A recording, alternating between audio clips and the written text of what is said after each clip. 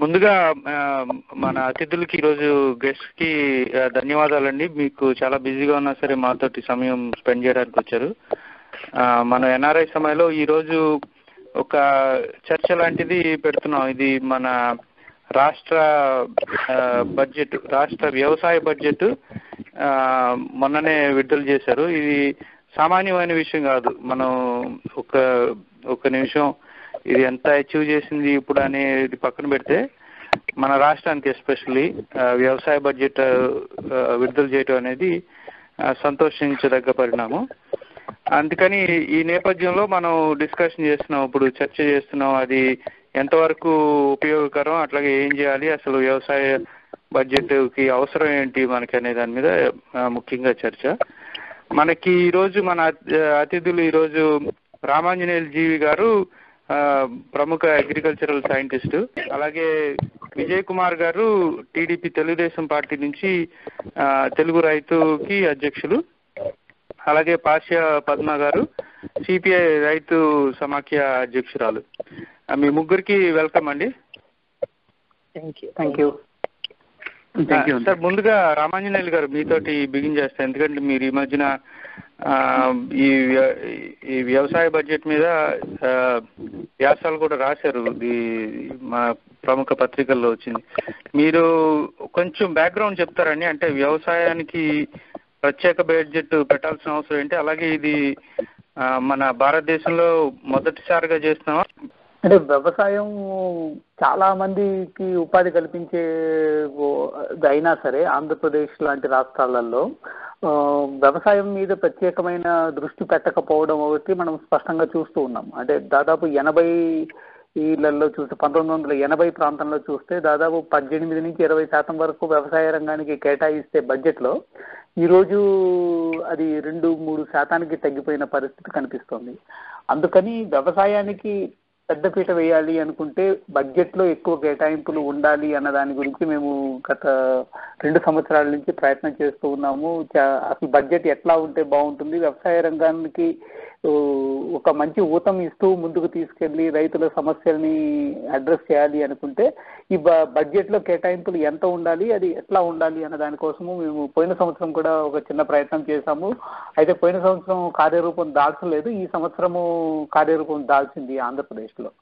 అయితే ఈ ప్రయత్నము మిగతా రాష్ట్రాలలో కూడా చేస్తూ వస్తున్నాము. కర్ణాటక రాష్ట్రము 3 సంవత్సరాల క్రితం మొదటిసారి ప్రత్యేక వ్యవసాయ బడ్జెట్ రూపంలో ప్రవేశపెట్టింది. ఆ తర్వాత మధ్యప్రదేశ్, ఛత్తీస్గఢ్, బీహార్ రాష్ట్రాలు కూడా ఈ దిశగా ప్రయత్నాలు అయితే చేశాయండి.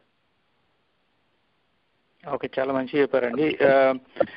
విజయ్ కుమార్ గారు, మీకు అంటే తెలుగుదేశం పార్టీ నుంచి ప్రొటెస్ట్ చేశారు కదా, ఈ బడ్జెట్లో రైతులకి పెద్దగా ఒరిగింది ఏమి లేదన్నట్టు, దాంట్లో ముఖ్యాంశాలు మీరు చెప్పగలుగుతారండి?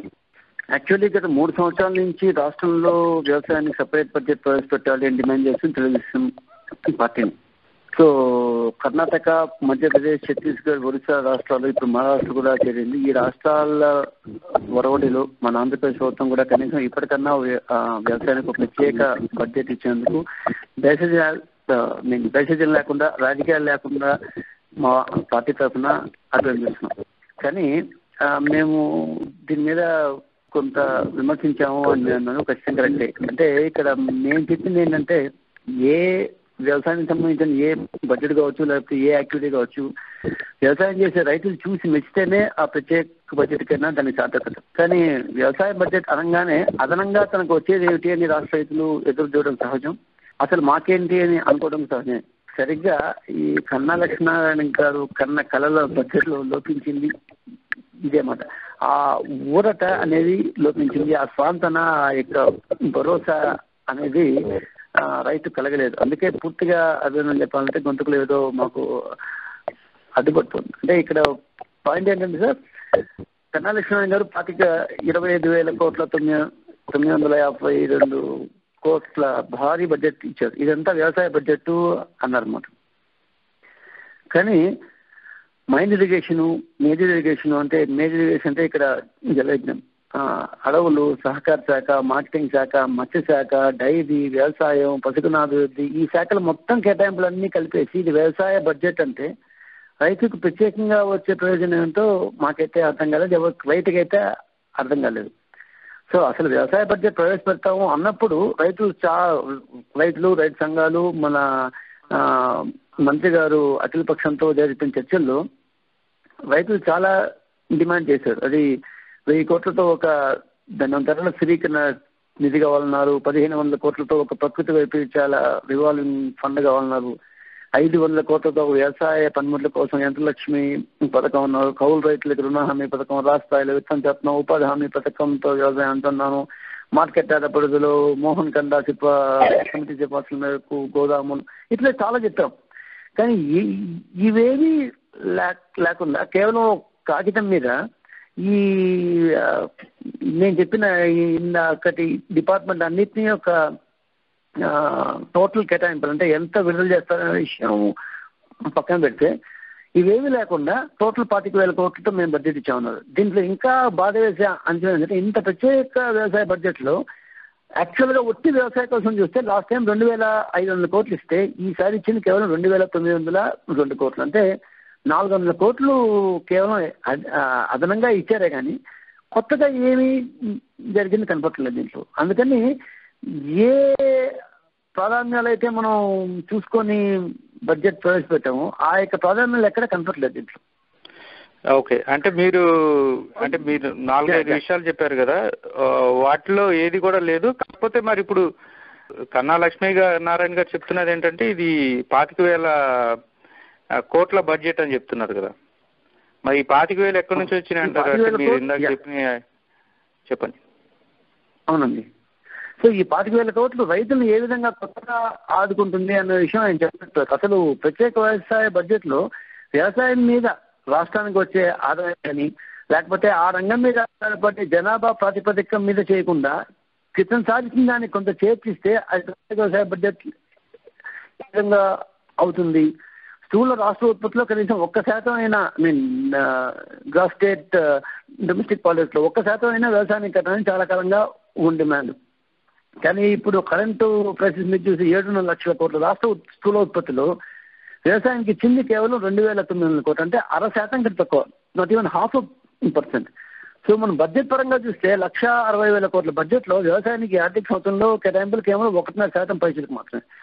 సో ఈ బేసిస్ మీద చూస్తే ఇవి మనం అంకెల మీద గాడి వేసి రైతు ఇంకోసారి మోసం చేయని ప్రయత్నిస్తాం, ఏదో ఒకటి చేసేస్తామని చెప్పి అతనికి దాన్ని శుష్క పంచాంగం చదివామే కానీ at the end of the day అతను యాక్చువల్ గా ఏమొస్తుంది అంటే 400 కోట్ల రూపాయలు లాస్ట్ టైం ఈ ఒకసారి ఎక్స్ట్రా వచ్చింది. అంత తప్ప ఇంకేమైనా ఉంటే దే కెన్ షో మేము విల్ క్లోజ్ యువర్ మౌత్.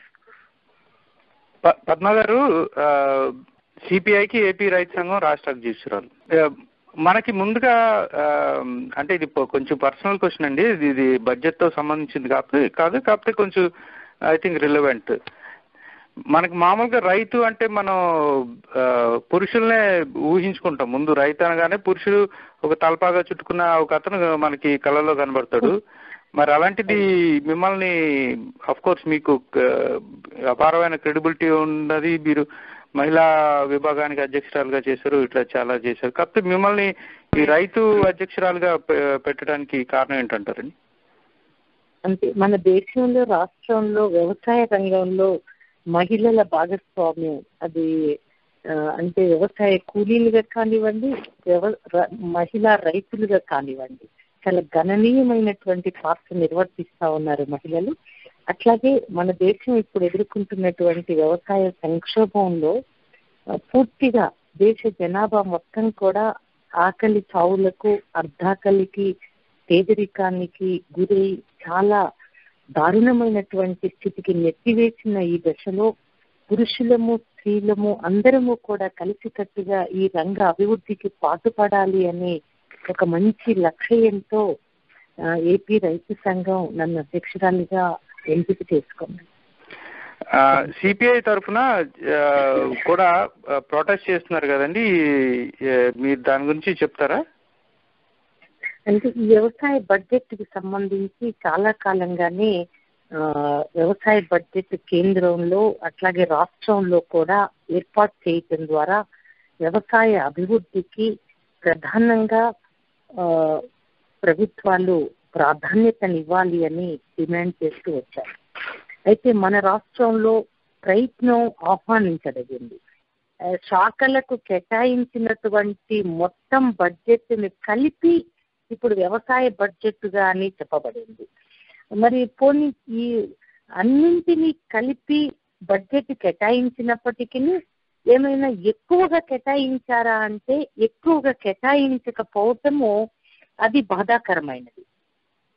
ప్రత్యేక వ్యవసాయ బడ్జెట్ పేరుతో రైతులని చాలా సంబరమాశ్చర్యాలలో ముంచటానికి ప్రయత్నించినటువంటి ప్రభుత్వం కొంచెమైనా ఎక్కువ కేటాయించగలిగి ఉంటే దాని చిత్తశుద్ధిని చెప్పుకోగలిగేది. కానీ గతానికి ఇప్పటికి పోల్చితే గతానికంటే కూడా ఇప్పుడు తక్కువే కేటాయింపులు అన్నది చెప్తా ఉన్నారు. ఇది బాధాకరమైనది. ఇటువంటి వాటికి రాష్ట్ర ప్రభుత్వం పాల్పడటము అంటే ఇది క్షమించరానిది. అట్లాగే మనం ఒకసారి గమనిస్తే 1,61,348 కోట్లు అయితే అందులో వ్యవసాయానికి అంటే ఇరిగేషన్ ని మినహాయించుకుంటే మనం 6,128 కోట్లు మాత్రమే. అంటే బడ్జెట్ మొత్తంగా మనం గమనిస్తే 3.79% మాత్రమే. మరి ఒకవైపు లక్ష్యాలు ఎట్లా ఉన్నాయి ఈ 12th 5-year ప్లాన్ కు సంబంధించి అని మనం గమనిస్తే దాదాపు 3 కోట్ల టన్నుల ఆహార ధాన్యాల ఉత్పత్తి అని చెప్తా ఉన్నారు. రెండో వైపున 24 లక్షల ఎకరాలలో శ్రీవరి సాగు చేస్తామంటున్నారు. 1 కోటి టన్నుల ఆహార ధాన్యాలు నిల్వ ఉంచటానికి గోదాములను కన్స్ట్రక్ట్ చేస్తామంటున్నారు, గోడౌన్స్ అని. మరొక వైపు 25 లక్షల ఎకరాలలో పప్పు ధాన్యాలను సాగు చేస్తామంటున్నారు. మొత్తంగా 10% వ్యవసాయ ఉత్పత్తుల పెరుగుదల లక్ష్యంగా ప్రకటించారు. మరి ఇంత పెద్ద లక్ష్యాన్ని సాధించడానికి ఈ బడ్జెట్ సరిపోతుందా? ఈ బడ్జెట్ సరిపోనప్పుడు వ్యవసాయానికి ప్రత్యేక బడ్జెట్ పేరుతో మళ్ళీ ప్రకటించిన లక్ష్యాలు, ఖర్చు అంచనా ఈ రెండింటిని పోలిస్తే పొంతన లేకుండా ఉందండి. రామాంజనేయులు గారు, మీకు క్వశ్చన్ అండి. మీరు గవర్నమెంట్ వాళ్ళతో పనిచేస్తున్నారు, అట్లాగే వివిధ సంఘాల వాళ్ళతో పనిచేస్తున్నారు. మరి ఈ బడ్జెట్ పెట్టే ముందు మీ ఇప్పుడు sustainable agriculture, centre for sustainable agriculture లో మీరు చేస్తున్నారు. అట్లా మీ ఆర్గనైజేషన్ కానీ లేకపోతే వేరే మీకు లాంటి సంస్థలు కానీ మీతో కూర్చొని చర్చించడం ఏమైనా జరిగిందా? లేకపోతే ఇట్లా మనతో పాటు ఇట్లా ఇప్పుడు టీడీపీ నుంచి ఉన్నారు, సిపిఐ నుంచి ఉన్నారు, ఇలాగ మీ పార్టీల నుంచి కూడా ఏమన్నా డిస్కషన్ చేయటం కానీ మీ ఇన్పుట్స్ తీసుకోవడం కానీ ఏమైనా జరిగిందంటారు అంటే ఇది పెట్టడానికి ముందు? అదండి, పోయిన సంవత్సరము మేము అన్ని పార్టీల రైతు సంఘాలతో కలిపి ఒక చర్చ పెట్టాము. ఆ తర్వాత ఎమ్మెల్యేస్ వీళ్ళతో కూడా చర్చ పెట్టాము. కానీ పోయిన సంవత్సరం ఏం జరగలేదు. ఈ సంవత్సరం కూడా మేము దాదాపు అక్టోబర్ ముందు నుంచి అంటే ఆగస్టులో మొదటి మీటింగ్ చేశాము. ఆగస్టు నుంచి కూడా ప్రతి నెల రాష్ట్రంలో ఏదో ఒక ప్రాంతంలో రైతులతోనూ రైతు సంఘాలతో ఒక చర్చ పెడుతూ వచ్చాము. అంతా అయిన తర్వాత జనవరి నెలలో హైదరాబాద్ లో కూడా ఒక సమావేశం పెట్టడం జరిగింది. దాంట్లో డిపార్ట్మెంట్ ఆఫ్ అగ్రికల్చర్ వాళ్ళు వీళ్ళందరూ కూడా వచ్చారు. రైతు సంఘాలతో పాటు ఒక చర్చ నడిపాము. అంటే మనకు ఈ ప్రస్తుతం ఉన్న వ్యవసాయ బడ్జెట్ ఏదైతే ఉందో అది వ్యవసాయ రంగానికి సరిపోవట్లేదు కాబట్టి సమస్యలన్నీ ఉన్నాయి. ఇది ముందుకు తీసుకెళ్ళాలి అనుకుంటే ఎంత బడ్జెట్, ఏ రంగాలకి ఎంత కేటాయించాలి వ్యవసాయంలో అన్న దాని గురించి చర్చ చేశాము. దాని ఆధారంగా మేము లెక్క వేసి చూస్తే దాదాపు ఇప్పుడున్న బడ్జెట్ కి దాదాపు 8,000 కోట్ల రూపాయలు అడిషనల్ గా ఉండాలి అని చెప్పేసి మేము రికమెండ్ చేయడం కూడా జరిగింది. ఆ తర్వాత ఆంధ్రజ్యోతితో కలిసి ఒక చర్చ వ్యవసాయ మంత్రితోనే పెట్టడం కూడా జరిగింది గత నెల 6వ తారీఖున. అది అయిన తర్వాత ఆయన వ్యవసాయ మంత్రి గారు 11వ తారీఖున ఒక సమావేశం పిలిచారు, ఈ నెల 11వ తారీఖున. అయితే ఏమైందంటే బడ్జెట్ పెట్టడానికి 2 రోజుల ముందు మాత్రమే సమావేశానికి పిలిచారు. అయితే వాళ్ళు ఆల్రెడీ ప్రిపేర్ చేసుకున్న దాన్ని గురించి మాట్లాడడానికి పెట్టారు తప్పితే అసలు బడ్జెట్ ఎట్లా ఉండాలి అన్నది రూపకల్పన చేసే ముందు ఈ ప్రయత్నం చేసి ఉండాల్సింది. ప్రభుత్వం వైపు నుంచి జరిగిన లోపాలు చాలా ఉన్నాయి. నిజానికి వ్యవసాయ బడ్జెట్ ప్రవేశపెడతాము అని డిసెంబర్లోనే ప్రకటించారు. దానికోసం ఒక 3 సభ్యుల కమిటీ కూడా వేశారు. అయితే ఆ కమిటీ సభ్యులు రాష్ట్రంలో ఎవరిని కలవలేదు. అంటే వెళ్ళి కర్ణాటక రాష్ట్రానికి వెళ్ళి చూసి వస్తామనేసి వెళ్ళొచ్చారు తప్పితే నిజానికి అక్కడ ఉన్న లోపాలు ఏంటి, లేకపోతే అక్కడ ఉన్న బలాలు ఏంటి అన్నది చూసి కానీ, తర్వాత మన రాష్ట్రంలో ఉన్న పరిస్థితులు ఏంటి, దీనికి ఏం చేయాలి అన్న దాని గురించి కానీ ఏమి చర్చ అయితే వాళ్ళు నడపలేదు నిజానికి. అంటే మీరు ఇది ప్రస్తుతానికైతే ఈ సంవత్సరానికైతే ఏదో మొక్కుబడిగా పెట్టారు అని అంటున్నారు. అంటే 2 విషయాలండి ఇక్కడ. ఒకటి ఏంటంటే అసలు కేవలం అన్ని ఒక 10-15 శాఖల బడ్జెట్ అంతా కలిపి ఒకటిగా పెట్టడం కోసం కాదు ఈ వ్యవసాయ బడ్జెట్ అని అడుగుతున్నది అంటే వ్యవసాయ రంగంలో ఎలాంటి మార్పు తీసుకువద్దాం అనుకుంటున్నాం అన్న దాని మీద చాలా స్పష్టమైన ప్రణాళిక ఉండాలి. ఆ ప్రణాళికని అచీవ్ చేయడం కోసం అని చెప్పేసి నిధుల కేటాయింపు కూడా ఉండాలి. అయితే ఇప్పుడు చూస్తేనేమో అది ఉండట్లేదు. అందుకని మేము అడుగుతున్నది ఏంటంటే కేవలం మొత్తం అన్ని శాఖల మధ్యలో చూసామనుకోండి, శాఖల మధ్యలో కూడా పోయిన సంవత్సరంతో పోల్చుకుంటే ఈ సంవత్సరం నిజానికి తగ్గింది, పెరగలేదు కూడా. పెరిగినదంతా కూడా ఎక్కడంటే ఉద్యోగస్తుల జీతాలు. అంటే సంవత్సరం అయ్యేసరికి ఇన్ఫ్లేషన్ వలన కనీసం ఒక 10% పెరుగుతుంది కాబట్టి నాన్ ప్లాన్ ఎక్స్పెండిచర్ పెరిగింది ఈ శాఖల మధ్యలో అన్నింటిలో తప్పితే నిజానికి ప్లాన్ బడ్జెట్ కొన్నిట్లో అయితే అలాగే ఉంది పోయిన సంవత్సరం లాగానే, కొన్నిట్లో అయితే తగ్గింది కూడా పోయిన సంవత్సరంతో పోల్చుకుంటే. అంటే ఆ నేపథ్యంలో చూస్తే వచ్చే సంవత్సరంకైనా సరే బడ్జెట్లో కేటాయింపులు పెంచాల్సిన అవసరం ఉన్నది. అట్లాగే ఈ వ్యవసాయ ప్రణాళిక ఏంటి, అసలు రాష్ట్రంలో ఇంత సంక్షోభం ఏదైతే ఉందో వ్యవసాయ రంగంలో దాన్ని నివారించడానికి ఏం చేద్దాం అనుకుంటుంది ప్రభుత్వం అన్నది స్పష్టంగా నిర్వచించాల్సిన అవసరం అయితే ఉంది. అట్లాగే అసెంబ్లీ సమావేశాలు, బడ్జెట్ సమావేశాలు బిగినయ్యే ముందు రోజు మీటింగ్కు పిలవటం లాంటిది కాకుండా ఆగస్టులో ఎప్పుడైతే బడ్జెట్ ప్రిపేర్ చేయడానికి ప్రారంభిస్తారో అప్పుడే ఈ చర్చ కూడా ప్రారంభించాల్సిన అవసరం అయితే ఉంది. అంటే మామూలుగా ఎకనామిక్ సర్వే ఎట్లాగైతే ఉంటుందో అట్లాగే వ్యవసాయ రంగ పరిస్థితి ఎట్లా ఉంది అన్న దాని గురించి, అందులో ముఖ్యంగా రైతుల పరిస్థితి ఎట్లా ఉంది అన్న దాని గురించి ప్రతి సంవత్సరము కూడా బడ్జెట్ సెషన్లో ప్రభుత్వం ఒక నివేదిక ప్రవేశపెట్టాలని కూడా కోరుతున్నాము. అంటే బడ్జెట్ కేటాయించినారో అది ఎట్లాగా వినియోగం అయింది, దానివల్ల ఫలితాలు ఎట్లా ఉన్నాయి అన్నదాన్ని ఆడిట్ చేసి ప్రతి సంవత్సరము కూడా బడ్జెట్ సెషన్ లో ప్రవేశపెట్టాలని కోరుతున్నాం. సార్, విజయ్ కుమార్ గారు, మన ఇప్పుడు తెలుగుదేశం పార్టీ అధినేత చంద్రబాబు నాయుడు గారు ఇప్పుడు వాకథాన్లో ఉన్నారు కదా, అంటే 1000 కిలోమీటర్లు నడుస్తున్నారు. ఆయన వెళ్ళిన ఒక్కొక్క దగ్గర కూడా వాగ్దానాలు చేస్తున్నారు. అంటే ఒకవేళ అధికారంలో వస్తే ఏం చేస్తాం అనేది.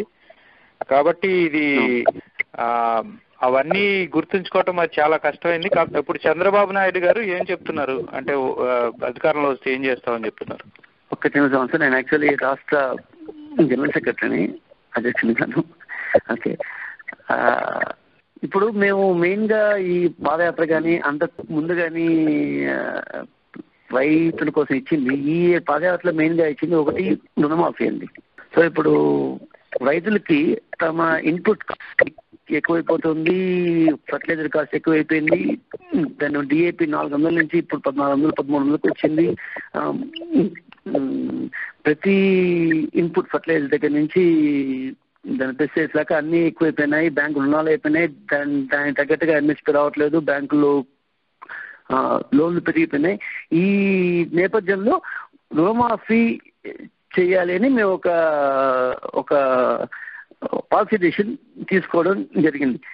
కానీ మాకు ఒకటేమంటే మన రాష్ట్ర వ్యవసాయ శాఖ మంత్రి కన్నా లక్ష్మీనారాయణ గారు తమ వ్యవసాయ బడ్జెట్ కోసం కర్ణాటకకి ఆయన ఆధ్వర్యంలో ఒక అధ్యయన బృందం వెళ్ళింది. అక్కడ దాదాపు 1 వారం రోజులు దాన్ని గడిపింది. కానీ ఈ గడిపిన తర్వాత అక్కడ ఏమేమి పరిశీలించారో మాకు తెలియదు. కానీ కర్ణాటకలో లాస్ట్ ఇయర్ గత ఏప్రిల్ నుంచి ఈ జూలై దాకా 2011 ఏప్రిల్ నుంచి 2012 జూలై దాకా ఏ కోఆపరేటివ్ లోన్లు అయితే తీసుకున్నారో ఆ కోఆపరేటివ్ లోన్లన్నీ మాఫీ చేస్తామని అక్కడ గవర్నమెంట్ చెప్పింది. ఇంట్రెస్ట్ ప్లస్ వడ్డీ కూడా 2 మాఫీ చేసింది. ఇన్ని చూసిన మన కన్నా గారికి ఈ ఒక్క ఇది మాత్రం ఎందుకు కనపడలేదో అర్థం కావట్లేదు. సో మేము బేసిక్గా ఒకటి రుణమాఫీ అనే చెప్తున్నాం. ఇంకా పాలసీ విషయానికి వస్తే మార్కెట్ ఇంటర్వెన్షన్ అనేది దాదాపు ఒక 10 సంవత్సరాలుగా మా పార్టీ అధికారం దాదాపు ఒక 2005-06 నుంచి మేము డిమాండ్ చేస్తూ ఉన్నాం. ఒక 1500 కోట్లతో ధరల స్థిరీకరణ నిధి ఏర్పాటు చేయాలి. కానీ ఈసారి చాలా క్రూరంగా దీన్ని ఒక జోక్ మార్ చేస్తూ కేవలం 100 కోట్లతో ఆలంబన అనే ఒక పథకాన్ని వ్యవసాయ బడ్జెట్ లో పెట్టారు. ఈ 100 కోట్లతో ఏ పంట ధరలు స్థిరీకరిస్తారో అర్థం కావట్లేదు. ఇప్పుడు మన యొక్క పక్క రాష్ట్రాలైన తమిళనాడు, కర్ణాటక వారి రైతుల కోసం కనీసం వరి మద్దతు ధర మీద 200 రూపాయలు బోనస్ ప్రకటిస్తే ఇంతవరకు మన రాష్ట్రం అయితే నోరిప్పలేదు. ఖరీఫ్ గడిచిపోయింది, రబీ వచ్చేసింది, ఇంకో ఖరీఫ్ వచ్చేస్తుంది. సో రాష్ట్రంలో 1,40,00,000 క్వింటాల ధాన్యం ప్రతి సంవత్సరం మనం కొనుగోలు చేస్తాం. అంటే దాదాపు ఒక క్వింటాల్ కి 100 రూపాయలు పెంచాలంటే కూడా ఒక 1500 కోట్లు అవుతుంది. ఇక మంత్రి గారు ప్రకటించిన 100 కోట్లు ఎవరికి ఇవ్వాలనేది ఆయనకే అర్థం కావాలి. పోతే మేము చెప్పిన పాలసీ విషయాల్లో ఉద్యాన రంగానికి వస్తే ఆయిల్ పామ్ కి మార్కెట్ జోక్యం పథకం తెస్తామని చెప్తున్నాము. మేము దాన్ని డిమాండ్ కూడా చేస్తున్నాం. ఇంకోటి కూరగాయల రైతులకి రాయితీపై విత్తనాల ఇవ్వాలనేది ఉంది. ఇంకోటి ఈ మన మైక్రో ఇరిగేషన్ బేస్ గా 8 హెక్టార్ల నుంచి ఇప్పుడున్న 20 హెక్టార్లకు పెంచుతామని చెప్పిన ప్రభుత్వం సూక్ష్మ సేద్యం కింద ఇచ్చిన నిధులు మాత్రం 364 కోట్ల నుంచి 345 కోట్లకు తగ్గించారు. సో దీని మీద ఇన్ఫాక్ట్ ఎన్డీఏ గవర్నమెంట్ ఉన్నప్పుడు చంద్రబాబు నాయుడు దీని నేషనల్ టాస్క్ ఫోర్స్ అధ్యక్షుడుగా కూడా ఉండేవాళ్ళు. సో మా యొక్క పాలసీ ప్రామిస్ ఏంటి అంటే ఈ సూక్ష్మ సేద్యాన్ని ఖచ్చితంగా చాలా పెద్ద ఎత్తున చేస్తామని. ఇంకొకటి మేము ప్రత్యేకంగా చెప్పేదంటే ఇందాక రామాంజయ్య గారు చెప్పినట్టు వ్యవసాయానికి స్థూల కేటాయింపులు ఎక్కువ చేస్తాం. ఇప్పుడు ఈసారి రాష్ట్రం ఇంత వ్యవసాయ బడ్జెట్ ఉన్నారు, పెద్ద హైప్ అన్నారు, హంగామా చేసాం, అన్ని చేసి లాస్ట్ టైం ఇచ్చిన 2,500 కోట్లకి 400 కోట్లు పెంచారు. దాంట్లో జీతాలు ఇన్ఫ్లేషన్ వల్ల వచ్చిన ఇంక్రీజు దానికే సరిపోతుంది. కానీ కొత్తగా ఏమొచ్చిందో అర్థం కావట్లేదు. ఒక 400 కోట్లు పెంచారని మనం సంతోషపడాలన్నా, లేదా మన పొరుగున ఉన్న కర్ణాటక మనకంటే తక్కువ జీడిపి, మనకంటే తక్కువ పంట విస్తీర్ణం, తక్కువ ఆదాయం కలిగిన కర్ణాటక కూడా వ్యవసాయానికి ఈ సంవత్సరం 3,090 కోట్లు ఇచ్చింది. సో కర్ణాటక కంటే మనం 200 కోట్లు తక్కువ ఇచ్చాం. సో దీన్ని బేసిక్ గా వ్యవసాయానికి కేటాయింపులు ఎక్కువ చేయడం అనేది మా యొక్క పార్టీ పాలసీ పరంగా ఫస్ట్ అని చెప్తున్నాము. దీన్ని మేము ఇప్పుడు కొత్తగా చెప్పింది కాదు. మీరు కనుక 2003-04లో last year of our power మేము అప్పట్లో వ్యవసాయానికి 1,166 కోట్లు కేటాయించాం. అంటే అప్పటి పార్టీ 26,000 కోట్ల బడ్జెట్ లో దాదాపు 5%. సో ఈసారి 2,900 కోట్లు ఇచ్చారు. అంటే ఇప్పటి బడ్జెట్ లో కేవలం 2% కూడా లేదు కరెక్ట్గా. సో ఈ యొక్క 10 సంవత్సరాల్లో 6 ఆదాయం ఎక్కువైనా, అంటే దాదాపు 1,50,000 కోట్ల బడ్జెట్ వచ్చిన వ్యవసాయానికి పెట్టే నికర ఖర్చు మేము పెట్టిన 1,166 కోట్ల నుంచి 2 పెరిగింది దాదాపు. అంటే అప్పుడు మేము 25,000 కోట్ల బడ్జెట్ లో 5% ఖర్చు పెడితే అదే నిష్పత్తిలో ఇప్పుడు 1,60,000 కోట్ల బడ్జెట్ లో కనీసం 8,000 కోట్లున్నా ఉండాలి కదా. ఇందాక నుంచి రామాంజనేయులు గారు 8,000 కోట్లు కనీసం 8,000+ కోట్లు ఇస్తే వ్యవసాయానికి ఎంతో కొంత బాగు జరుగుతుంది అన్నారు. అదే మేము ఇచ్చిన రేషియోలోనే వాళ్ళు ఇచ్చుంటే కనీసం కొంతనా బాగు జరుగుతుందేమో. ఇప్పుడు 3వ వంతు కూడా లేదు దాంట్లో. సో బేసిక్ గా వ్యవసాయానికి ఇవ్వాల్సిన కేటాయింపులు, అబ్సల్యూట్ వాల్యూలో ఇవ్వాల్సిన కేటాయింపులు పెంచాల్సిన అవసరం ఉంది. దాన్ని చేస్తామని చంద్రబాబు నాయుడు చెప్తూ ఉన్నారు. ఓకే అండి. పద్మ గారు, మన కమ్యూనిస్ట్ పార్టీలు అంటే ముందుగా మనకు గుర్తొచ్చేది ఉద్యమాలు చేయటం, అట్లాగే రైతులు కానీ లేకపోతే కూలీలు కానీ, రైతు కూలీలతో కానీ ఉద్యమాలు చేయటం. మరి ఇట్లాంటి పరిస్థితుల్లో మీరు పార్టీ పరంగా కానీ లేకపోతే ఇండిపెండెంట్ గా కానీ ఎట్లా ఉద్యమాన్ని ముందుకు తీసుకెళ్దామని, అంటే రైతులు వస్తున్నారా మీరు కనుక పిలిస్తే, మీరు కానీ లేకపోతే ఎవరిని పిలిచినా సరే?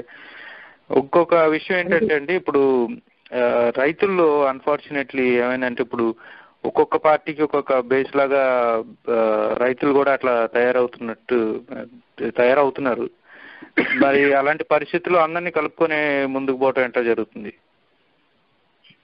అంటే అండి, జనరల్ గా పార్టీస్ వారి సిద్ధాంతాలకు అనుకూలంగా ఆయా మాసెస్ని, రైతులనా, వ్యవసాయ కార్మికులనా, యువకులనా, మహిళలనా, విద్యార్థులనా, ఆర్గనైజ్ చేయటము అన్నది మీరు అన్నట్లు కొనసాగుతూ ఉంది. కానీ irrespective of political parties there use రైతులందరూ కూడా కంబైన్డ్ కావాల్సినటువంటి అవసరం ఉంది. వాళ్ళు ఎదుర్కొంటున్నటువంటి చావు బ్రతుకుల లాంటి సమస్యల పరిష్కారానికి ఖచ్చితంగా ఐక్య ఉద్యమాల నిర్మాణం, పోరాటాల అవసరం. ఇప్పటికే ఐక్యంగా స్పందిస్తున్నాము. ఐక్యంగా కూడా ఉద్యమాలు చేపట్టడానికి, రైతులలో చైతన్యాన్ని పెంచడానికి కూడా చాలా విస్తృతంగానే ప్రయత్నాలు కొనసాగుతూ ఉన్నాయండి. అదే టైంలో డిమాండ్స్ కూడా చాలా స్పష్టంగా ప్రభుత్వాల ముందు ఉంచటం జరుగుతూ ఉంది. ముఖ్యంగా ఈ బడ్జెట్ కు సంబంధించి జనాభా ప్రాతిపదికన బడ్జెట్ కేటాయింపులు ఉండాలంటున్నామండి. మన రాష్ట్రంలో కానీ దేశంలో కానీ 70% జనాభా నేటికి గ్రామాలలోనే జీవిస్తా ఉన్నారు. మరి ఇటువంటి పరిస్థితులలో వ్యవసాయ బడ్జెట్ కేటాయింపు ఉండాలి అని అంటే ఇప్పుడు ఏం చేస్తా ఉన్నారు? గత 3 ఏళ్ల వర్షపాతాన్ని పరిగణలోకి తీసుకుంటున్నారు. అట్లాగే సాగు భూమిని పరిగణలోకి తీసుకొని ప్రణాళికలు రూపొందిస్తున్నారు. అట్లా కాకుండా ఏ జిల్లాలో ఎంత వర్షం కురుస్తుంది, ఏ పంటకు ఎంత వర్షం అవసరం, ఏ భూమి ఏ పంటకు అనుకూలం అనేది పరిగణలోకి తీసుకొని పంటల వారి విస్తీర్ణాన్ని నిర్ణయిస్తే మంచి ఫలితాలు వచ్చే అవకాశాలు ఉన్నాయన్నమాట. ఈ నీటి వనరుల కింద సాగు భూమిని ఒక పంటకు గ్యారెంటీ ఉండే విధంగా మాగాణి సేద్యాన్ని నిర్ణయిస్తే మంచి ఫలితం ఉంటుంది అని వ్యవసాయ నిపుణులు చెప్తా ఉన్నారు. అటువంటి వాళ్ళ ఆలోచనలని ప్రభుత్వాలు పరిగణించాలి. వాటిని అమలు చేయడానికి కూడా పూనుకోగలిగితే అప్పుడే ఈ ప్రణాళిక లక్ష్యాలు కానీ బడ్జెట్ కేటాయింపులు కానీ జాగ్రత్తగా చేయటానికి వీలుంటుంది, వాటిని అమలు చేయడానికి వీలుంటుంది. ప్రకృతి వైపరీత్యాలకు సంబంధించి నేను 1000 కోట్లకు పైగా కేటాయించాల్సినటువంటి అవసరం ఉంది అని చెప్పాము. కేవలం ఈ కేంద్రానికి అనేక నివేదికలు పంపారు. తీరా చూస్తే 417 కోట్లు మాత్రమే కేటాయించారు. ఇది ఎందుకు సరిపోదన్నమాట. ఉడా కమిటీని చెప్తా ఉండండి. ఇప్పుడు ఈ ఆహార పంటలు నష్టపోతే ఎకరాకు 10,000 అట్లాగే పండ్ల తోటలకు వాణిజ్య పంటలకు ఎకరాకు 15,000 ఇవ్వాలి అని ఉడా కమిటీ చెప్తా ఉంది. ఈ కమిటీని చెప్పినటువంటి సిఫారసుని అమలు చేయటానికి పూనుకునే దశలో బడ్జెట్ కేటాయింపులు చేయాలన్న దశలో కేంద్ర రాష్ట్ర ప్రభుత్వాలు లేవు. అందుకోసం మొన్న కేంద్రం ప్రకటించిన బడ్జెట్ మనం గమనిస్తే కేవలం వ్యవసాయానికి కేటాయింపబడిన బడ్జెట్ లో 1.62% మాత్రమే ఉందండి. అందుకోసం ఇంత తక్కువ కేటాయింపులతో వ్యవసాయ ఉత్పత్తుల అభివృద్ధిని సాధించలేరు. రైతు సంఘంగా ఏపీ రైతు సంఘంగా మేము కానీ అట్లాగే వ్యవసాయ నిపుణులుగా రామాంజనేయులు గారు కానీ విజయ్ కుమార్ గారు ఒక సంఘానికి అధ్యక్షులుగా ఉండిన వారు కానీ ఇంకా ఇతర రైతు సంఘాలకు సంబంధించిన మిత్రులందరూ కూడా చాలా నిర్దిష్టమైన అభిప్రాయాలు ప్రభుత్వం ముందు ఉంచినా పెడచెవిన పెడుతూ అసలు రైతుల యొక్క వాళ్ళ సమస్యల పరిష్కారం కోసం ఆలోచన చేయాలి, నిర్ణయాలు చేయాలి అనే ఒక రాజకీయ సంకల్పం కేంద్ర రాష్ట్ర ప్రభుత్వాలకు లేకపోవటమే ప్రధానంగా కనపడుతుంది తప్ప మాటల గారడీతోనో విధానాల కొత్త ప్రకటనలతోనో మభ్యపెట్టడానికి ఓట్లు దండుకోవటానికే ప్రయత్నాలు సాగుతున్నాయి ప్రస్తుతం తప్ప ఈ దేశంలో ఉన్న పేదరికాన్ని నిర్మూలించాలి అంటే వ్యవసాయం ఒక ప్రాధాన్యత వహిస్తున్నటువంటి రంగం. పారిశ్రామిక రంగం డెవలప్ కావాలన్నా వ్యవసాయ రంగం డెవలప్ అయితేనే పారిశ్రామిక రంగం కూడా డెవలప్ అవటానికి వీలుంటుంది. అందుకోసం ఇంత ప్రాధాన్యత వహిస్తున్న వ్యవసాయ రంగం పట్ల పాలకులకు చిన్న చూపు ఉంటే, చిత్తశుద్ధి లేకపోతే అందుకోసమే రైతు సంఘాలన్నీ ఏకమవుతున్నాయి.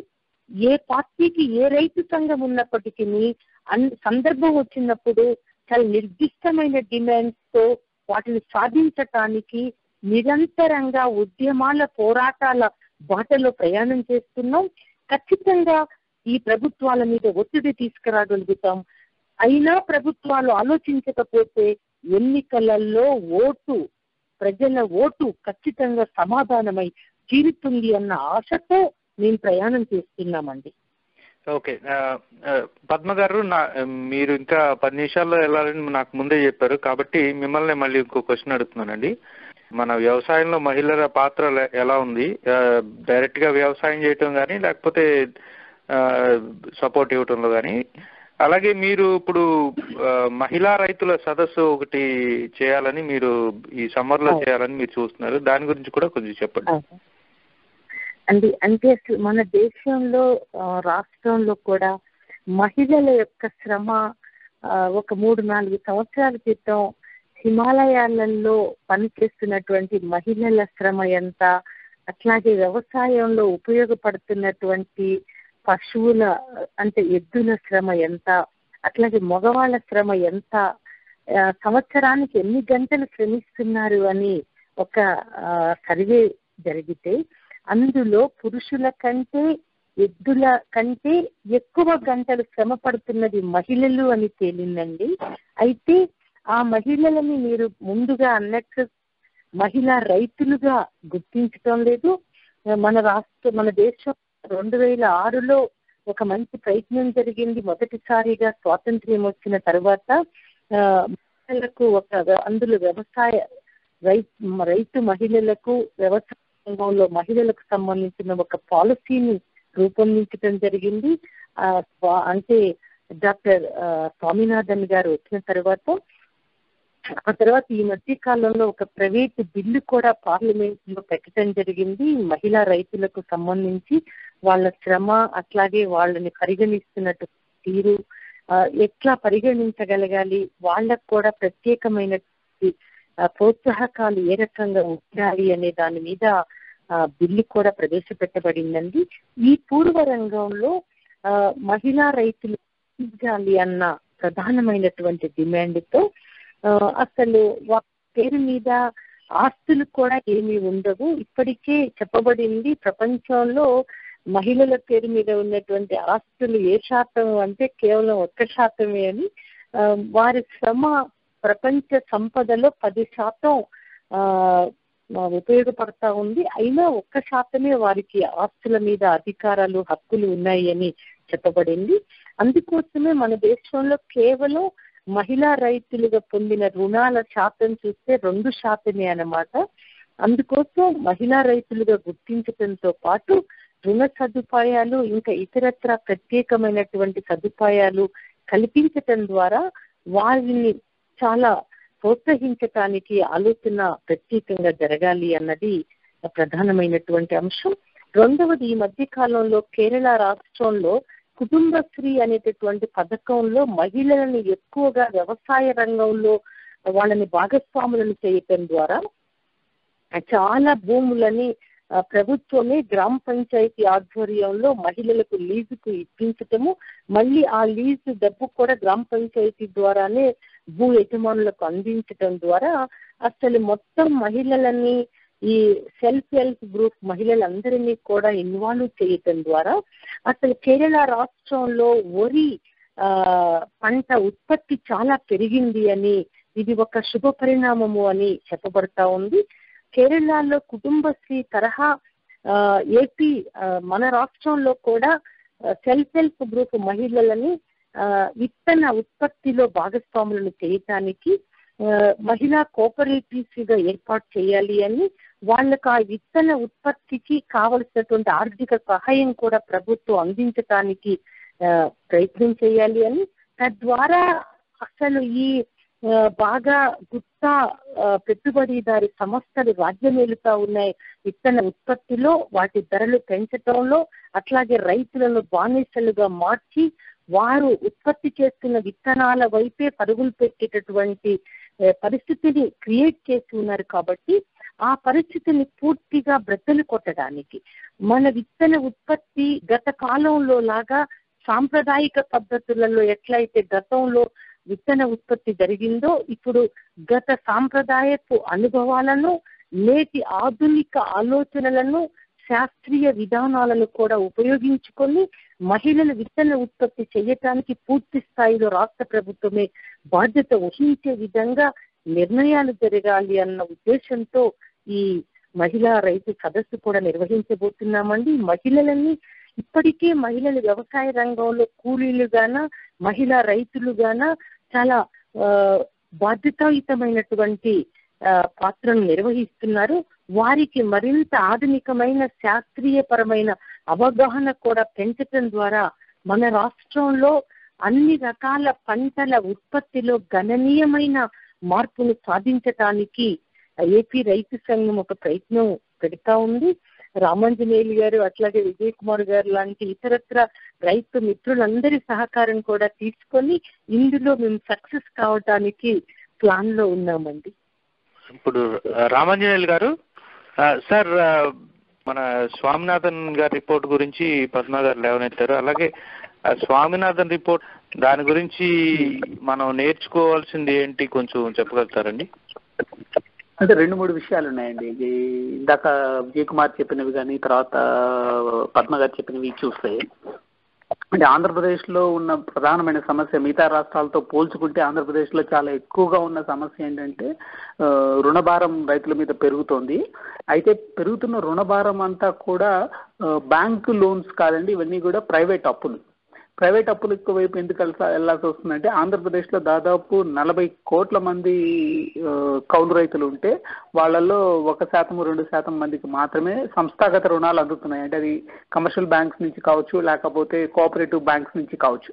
మిగతావన్నీ కూడా బయట నుంచి తీసుకుంటున్న రుణాలు. అంటే ఈ రుణభారం చాలా ఎక్కువ అవుతుంది. దీనివల్ల ఏమవుతుందంటే ప్రభుత్వము పోయిన సంవత్సరం అదే 2008లో ప్రకటించిన రుణమాఫీ పథకంలో కూడా వీళ్ళకెవరికి ఉపయోగపడలేదండి. అదంతా కూడా సంస్థాగత రుణాలు తీసుకున్న వాళ్ళకు ఉపయోగపడింది తప్పితే చిన్న సన్నకారు రైతులకు ఎవరికీ ఉపయోగపడలేదు. ఇది ఒక ప్రధానమైన సమస్య. చిన్న సన్నకారు రైతుల రుణాలన్నీ కూడా ఎక్కువ భాగము బయట నుంచి తీసుకుంటున్న రుణాలు, ముఖ్యంగా మన రాష్ట్రంలో. పెద్ద రైతులు తీసుకుంటున్న రుణాలు మాత్రమే సంస్థాగత రుణాలుగా ఉంటున్నాయి. ఇది చాలా స్పష్టమైన ట్రెండ్ కనిపిస్తూ ఉంది. ఈ నేపథ్యంలో ఏమవుతుందంటే ఇప్పుడు రుణమాఫీ లాంటివి తీసుకొచ్చినా సరే రైతులకు ఉపయోగపడని పరిస్థితి ఉంది. దీన్ని ఎట్లా అడ్రస్ చేస్తారు అన్న దాని గురించి కొంచెం వివరంగా స్పష్టంగా అర్థం చేసుకోవాల్సిన అవసరం అయితే ఉన్నది. స్వామినాథన్ కమిషన్లో కూడా వాళ్ళు చెప్పింది ఏంటంటే రుణభారం తగ్గించాలి అన్నది. రుణభారం తగ్గాలి అనుకుంటే సంస్థాగత రుణాలు ఎక్కువగా రైతులకి అందుబాటులోకి తీసుకురాగలగాలి, అది కూడా ముఖ్యంగా కౌలు రైతులకి. దాని మీద ఒక స్పష్టత లేని నేపథ్యంలో రుణాలు పెంచుకుంటూ పోయినంత మాత్రాన సమస్య పరిష్కారం కాదు. కౌలు రైతుల సమస్య గురించి ఎవరూ మాట్లాడలేదండి, ఏ పార్టీ కూడా మాట్లాడలేదు. అది ప్రధానమైన సమస్య. రెండోది, కర్ణాటక ప్రభుత్వం రుణమాఫీ గురించి ఏదైతే ఇందాక విజయ్ కుమార్ గారు అన్నారో, కర్ణాటక గవర్నమెంట్ కేవలం కోఆపరేటివ్ లోన్స్ ని మాత్రమే మాఫీ చేసిందండి. కమర్షియల్ బ్యాంక్ లోన్స్ మాఫీ చేసే అధికారం కానీ లేకపోతే ఆ స్కోప్ కానీ రాష్ట్ర ప్రభుత్వాలకు ఉండదు. అది కూడా చేయాలి అనుకుంటే చాలా పెద్ద మొత్తం అవుతుంది, అది అయ్యే పరిస్థితులు ఉండదు. అయితే కర్ణాటకలో చేసింది, కర్ణాటకలో ఎక్కువ భాగము కోఆపరేటివ్ లోన్స్ మాత్రమే ఉన్నాయి. అందులో 1521 కోట్లు ఈ సంవత్సరం బడ్జెట్లో కేటాయించారు ఆ రుణమాఫీ కోసం అని చెప్పేసి. మొత్తము ఉన్న రుణాలలో ఇది 2%, 3% కంటే ఎక్కువ ఉండదు. అంటే మొత్తం దాంట్లో చూస్తే మన రాష్ట్రంలో ఆ మాత్రం కూడా కోఆపరేటివ్ లోన్స్ లేవు. అంటే ఆ నేపథ్యంలో కేవలం కోఆపరేటివ్ రుణాలు మాత్రమే మాఫీ చేస్తే బాగుపడే వాళ్ళు రైతుల్లో చాలా తక్కువ మంది మాత్రమే ఉంటారు. కాబట్టి ఇది రైతుల సమస్యకి పరిష్కారం అయితే అవదు. రెండో విషయము, స్వామినాథన్ కమిషన్ ప్రకారము ధరలు ఇవ్వాలి అన్న దాని గురించి మనము వాదన వింటూ ఉన్నాము. పోయిన 2-3 సంవత్సరాల నుంచి కూడా అన్ని పార్టీలు కూడా అడుగుతూ ఉన్నాయి. మేము దాని మీద ఒక లెక్క వేసామండి. అంటే స్వామినాథన్ కమిషన్ ఇచ్చిన రికమెండేషన్స్ ప్రకారము లెక్క వేసుకుంటే ఆంధ్రప్రదేశ్లో రైతులు సుమారుగా 6,000 కోట్ల రూపాయలు నష్టపోయినట్టుగా తెలుస్తోంది అన్ని పంటల మీద. మద్దతు ధరలు తక్కువగా ఉండటం వలన. అంటే 6,000 కోట్ల రూపాయలు అన్నది కూడా ఏంటంటే స్వామినాథన్ కమిషన్ రికమెండ్ చేసినట్టుగా 50% పెట్టుబడి మీద 50% వేసుకున్నది కాకుండా 10% వేసుకుంటేనే 6,000 కోట్లు, 50% లెక్క వేసుకుంటే 17,000 కోట్ల రూపాయలు రైతులు నష్టపోయినట్టుగా లెక్క తెలుస్తోంది. అంటే స్వామినాథన్ కమిషన్ రికమెండ్ చేసిన దాని ప్రకారం ధరలు ఇవ్వాలి అనుకుంటే మన బడ్జెట్లో కనీసం 17,000 కోట్ల రూపాయలు అదనంగా కేటాయించాల్సిన అవసరం అయితే ఉన్నది. ఇది ఏ రాష్ట్ర ప్రభుత్వం చేస్తుంది అనుకుని, ఏ పార్టీ వచ్చినా చేస్తుందని కూడా నేను అనుకోవట్లేదు. ఎందుకంటే బడ్జెట్లో ఇప్పుడు 3,000-4,000 5,000-6,000 కోట్ల రూపాయలు ఏదైతే కేటాయిస్తున్నారో అన్ని రంగాలకి కలిపి అది మహా చేస్తే ఇంకొక 1,000 కోట్లు పెంచుతారు తప్పితే అంతకంటే ఎక్కువ చేయరు. అయితే ప్రభుత్వం చేయాల్సింది ఏంటంటే ధరలు సరైన ధరలు రైతులకు రావాలి అనుకుంటే పెట్టుబడి దగ్గర తగ్గించాల్సిన అవసరం ఉందండి. ఆ ప్రయత్నం ఎవరు చేయట్లేదు. అంటే ఆ ప్రయత్నం చేయకుండా, పెట్టుబడి ఖర్చు తగ్గించే దిశగా ప్రయత్నం చేయకుండా మిగతావన్నీ మాట్లాడితే ఉపయోగం ఉండదు. ఆ పెట్టుబడి ఖర్చు పెరగడానికి 2-3 ప్రధానమైన కారణాలు ఉన్నాయండి. ఒకటేమో విత్తనాలు, పురుగు మందులు ఇవన్నీ బయట నుంచి కొనుక్కోవడం వల్ల దాని ధరలు ఎక్కువ అవటం అన్నది ఒకటి, వాటి మీద ప్రభుత్వ నియంత్రణ లేకపోవటం ఒకటి, అట్లాగే రుణాలు, సంస్థాగత రుణాలు ఏమీ అందకపోవటం వల్ల ఎక్కువ వడ్డీకి బయట రుణాలు తీసుకోవటం, ఇది ప్రధానంగా పెరుగుతున్న సమస్య. దీన్ని అడ్రస్ చేయడానికి ప్రభుత్వము సరైన ప్రణాళిక చేయాల్సిన అవసరం ఉన్నది. అట్లాగే పార్టీలు కూడా, అంటే అధికారంలో లేనప్పుడు విమర్శించడం సులభం అవుతుంది, కానీ అధికారంలోకి వచ్చిన తర్వాత ఎట్లా చేస్తామన్న దాని గురించి స్పష్టత ఇవ్వాల్సిన అవసరం తెలుగుదేశం వైపు నుంచి కూడా. అంటే కౌలు రైతులకు రుణాలు ఎట్లా ఇస్తారు, ఈరోజు నమోదు కాకుండా ఉన్న కౌలు రైతులని నమోదు ఎట్లా చేస్తారు, ఈ 2 స్పష్టత ఇవ్వాల్సిన అవసరం ఉంది. అవి 2 జరిగితేనే మిగతా అవన్నీ జరుగుతాయండి. లేకపోతే ఇప్పుడున్న సమస్య ఇట్లాగే ముందుకు వెళ్తుంది. ఇంకొకటి, స్వామినాథన్ గారు కమిషన్ కాకుండా స్వామినాథన్ గారు ఈ మహిళా రైతుల గురించి ఏదైతే చెప్పినారో అది పద్మ గారు చెప్పింది చాలా వాస్తవమైన విషయం. వ్యవసాయం ఎక్కువ భాగం మహిళలు చేస్తున్నా సరే వాళ్ళ చేతుల్లో భూములు లేవు. అట్లాగే రైతులుగా వాళ్ళని గుర్తించకపోవటం వల్ల ప్రభుత్వం వైపు నుంచి అందే చాలా సదుపాయాలు కూడా వ్యవసాయంలో మహిళలకు అందుతున్న పరిస్థితి లేదు. అందుకోసము దీని మీద ఒక ప్రత్యేక ప్రణాళిక ప్రభుత్వం వైపు నుంచి చేయాల్సిన అవసరం ఉన్నది. స్వామినాథన్ గారు ఒక ప్రైవేట్ నంబర్ బిల్లు కూడా పార్లమెంట్ లో ప్రవేశపెట్టడం జరిగింది. అయితే అది ఇప్పటిదాకా చట్టరూపం దాల్చలేదు. దాల్స్తుందన్న నమ్మకం కూడా ఏమీ లేదు. ఎందుకంటే ప్రభుత్వాలన్నీ కూడా మాట్లాడేదే తప్పితే చేసే విషయానికి వచ్చేసరికి మనం చూస్తూనే ఉన్నాం. మహిళా బిల్లు ఎన్ని సంవత్సరాల నుంచి పార్లమెంట్ లో పెండింగ్ లో ఉంది. ఇది కూడా అట్లాగే అవుతుందేమోనని అనిపిస్తుందండి. అంటే ఇప్పుడు విజయ్ కుమార్ గారు, మీరు రుణమాఫీ అన్నారు. ఇప్పుడు రుణమాఫీ ఇందాక నాకు మీరు అంటున్నప్పుడు నాకు వచ్చిన క్వశ్చన్, అంటే రామాంజనేయులు గారు చాలా కరెక్ట్ క్వశ్చన్ అడిగారు. నాకు తెలియని కూడా తెలియదు ఇప్పుడు వరకు. అంటే ఎక్కువ రుణమాఫీ చేసినా ఎక్కువ మంది బెనిఫిషియరీస్ లేరని. కాకపోతే ఇప్పుడు రుణమాఫీ చేసినా సరే అది టెంపరీగానే, 1 సంవత్సరం లేకపోతే 2 సంవత్సరాలు మళ్ళీ ఈ రుణాల ఊబిలో కూరుకుపోయే అవకాశం ఉంది కదండి 2-3 సంవత్సరాల్లో మళ్ళీ. ఎందుకంటే సేమ్ సర్క్యులర్ ఈ ఫినామినా అయిపోయింది కాబట్టి. దానికోసం అని అసలు ఈ మీరు చెప్పిన పథకాలని లేకపోతే ఈ రుణమాఫీని ఇది కొంచెం పక్కన పెడితే, మనం రైతు ఒక 10 సంవత్సరాల్లో కానీ 20 సంవత్సరాల్లో కానీ ఎట్లా ఉండాలి, వ్యవసాయం అనేది ఎట్లా ఉండాలి, వ్యవసాయ రంగం అనేది ఎలా ఉండాలి. ఇప్పుడు బాగాలేదని మనం చెప్తున్నాం, కాకపోతే వ్యవసాయ రంగం అనేది మన విజన్ ఏంటి, వ్యవసాయ రంగానికి ఒక 10 ఏళ్ళు కానీ 20 ఏళ్ళు కానీ. కాకపోతే ఒక ఎగ్జాంపుల్ ఏంటంటే, మనకి భూగర్భ జలాలు అడుగంటిపోతున్నాయి, అది వాస్తవం. అలాగే నదులు కూడా ఒకప్పుడు ప్రవహించినట్టు లేవు. ఇది దిగువ ప్రాంతాలకు వచ్చేటప్పటికి ఎండిపోయే పరిస్థితి కూడా ఉంది, పెద్ద పెద్ద నదులు కూడా. మరి ఇలాంటి పరిస్థితుల్లో మనం ఒక 10 ఏళ్ళు కానీ 20 ఏళ్ళు కానీ విజన్ ఎట్లా ఉండాలంటారు? ఇప్పుడు రుణమాఫీ అనేది it is not a permanent inertia. మేము అదేదో దాన్ని ఇస్తే రైతు పరిస్థితి మారిపోతుంది అని చెప్పలేదు. కాకపోతే ఇప్పుడు రాకున్న ఊబిలోంచి రైతు బయటకు వచ్చి మళ్ళీ వ్యవసాయం చేయాలంటే అతని ఎగ్జిస్టింగ్ రుణాలను, ఇప్పుడు రామాంజనేయులు గారు చెప్పినట్టు ప్రైవేట్ రుణాలు ఏం చేయాలి అన్న ఆలోచన కూడా ఉంది. ఆ డిస్కషన్ కూడా మా పార్టీ సెక్రటరీలోనే నడుస్తుంది. మనం కర్ణాటకలో కేవలం కోఆపరేటివ్ రుణాలు చేశారు, 3,600 కోట్లు వడ్డీ ప్లస్ అసలు కలిపి. సో రాష్ట్రంలో ఉన్న కోఆపరేటివ్ వ్యవస్థ ఉన్న దృష్టిలో అంత కూడా ఉండవు. ఆ విషయం కరెక్టే. సో మీరు అన్నట్టు రుణమాఫీ అనేది కేవలం ఒక టెంపరీగా వాళ్ళకి ఇచ్చే ఒక సౌలభ్యం మాత్రమే. అతను మళ్ళా బ్యాక్ వచ్చి తన వ్యవసాయాన్ని పూర్తి స్థాయిలో చేసుకోవడానికి ఉపయోగించే ఒక ఉపకరణంగా మాత్రమే దాన్ని చూడాలి. ప్లస్ బేసిక్ గా 2 విషయాలు బాగా తెలుస్తాయి మాకు. ఏదంటే, ఒకటి కౌలు రైతులు, రెండోది రైతు మార్కెటింగ్ ఇష్యూస్, మూడోది ఇన్పుట్ కాస్ట్లు. ఇంకా చాలా ఉండొచ్చు, బట్ బాగా తెలుస్తుంది.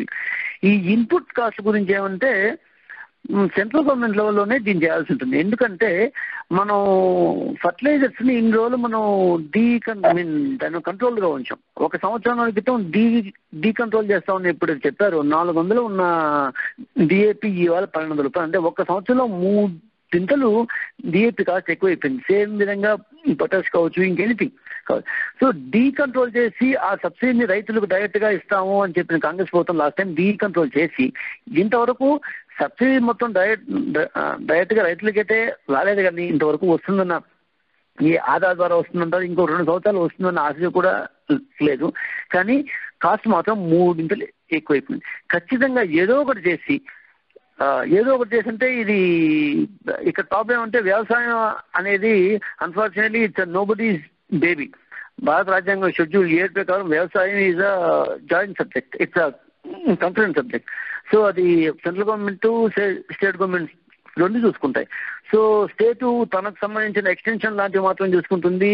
మీకు సెంట్రల్ గవర్నమెంట్కి వచ్చేపటికి ఎక్స్పోర్ట్ దగ్గర నుంచి ఇన్సూరెన్స్ దాకా అన్ని సెంట్రల్ గవర్నమెంట్ వాళ్ళ చేతిలో ఉన్నాయి.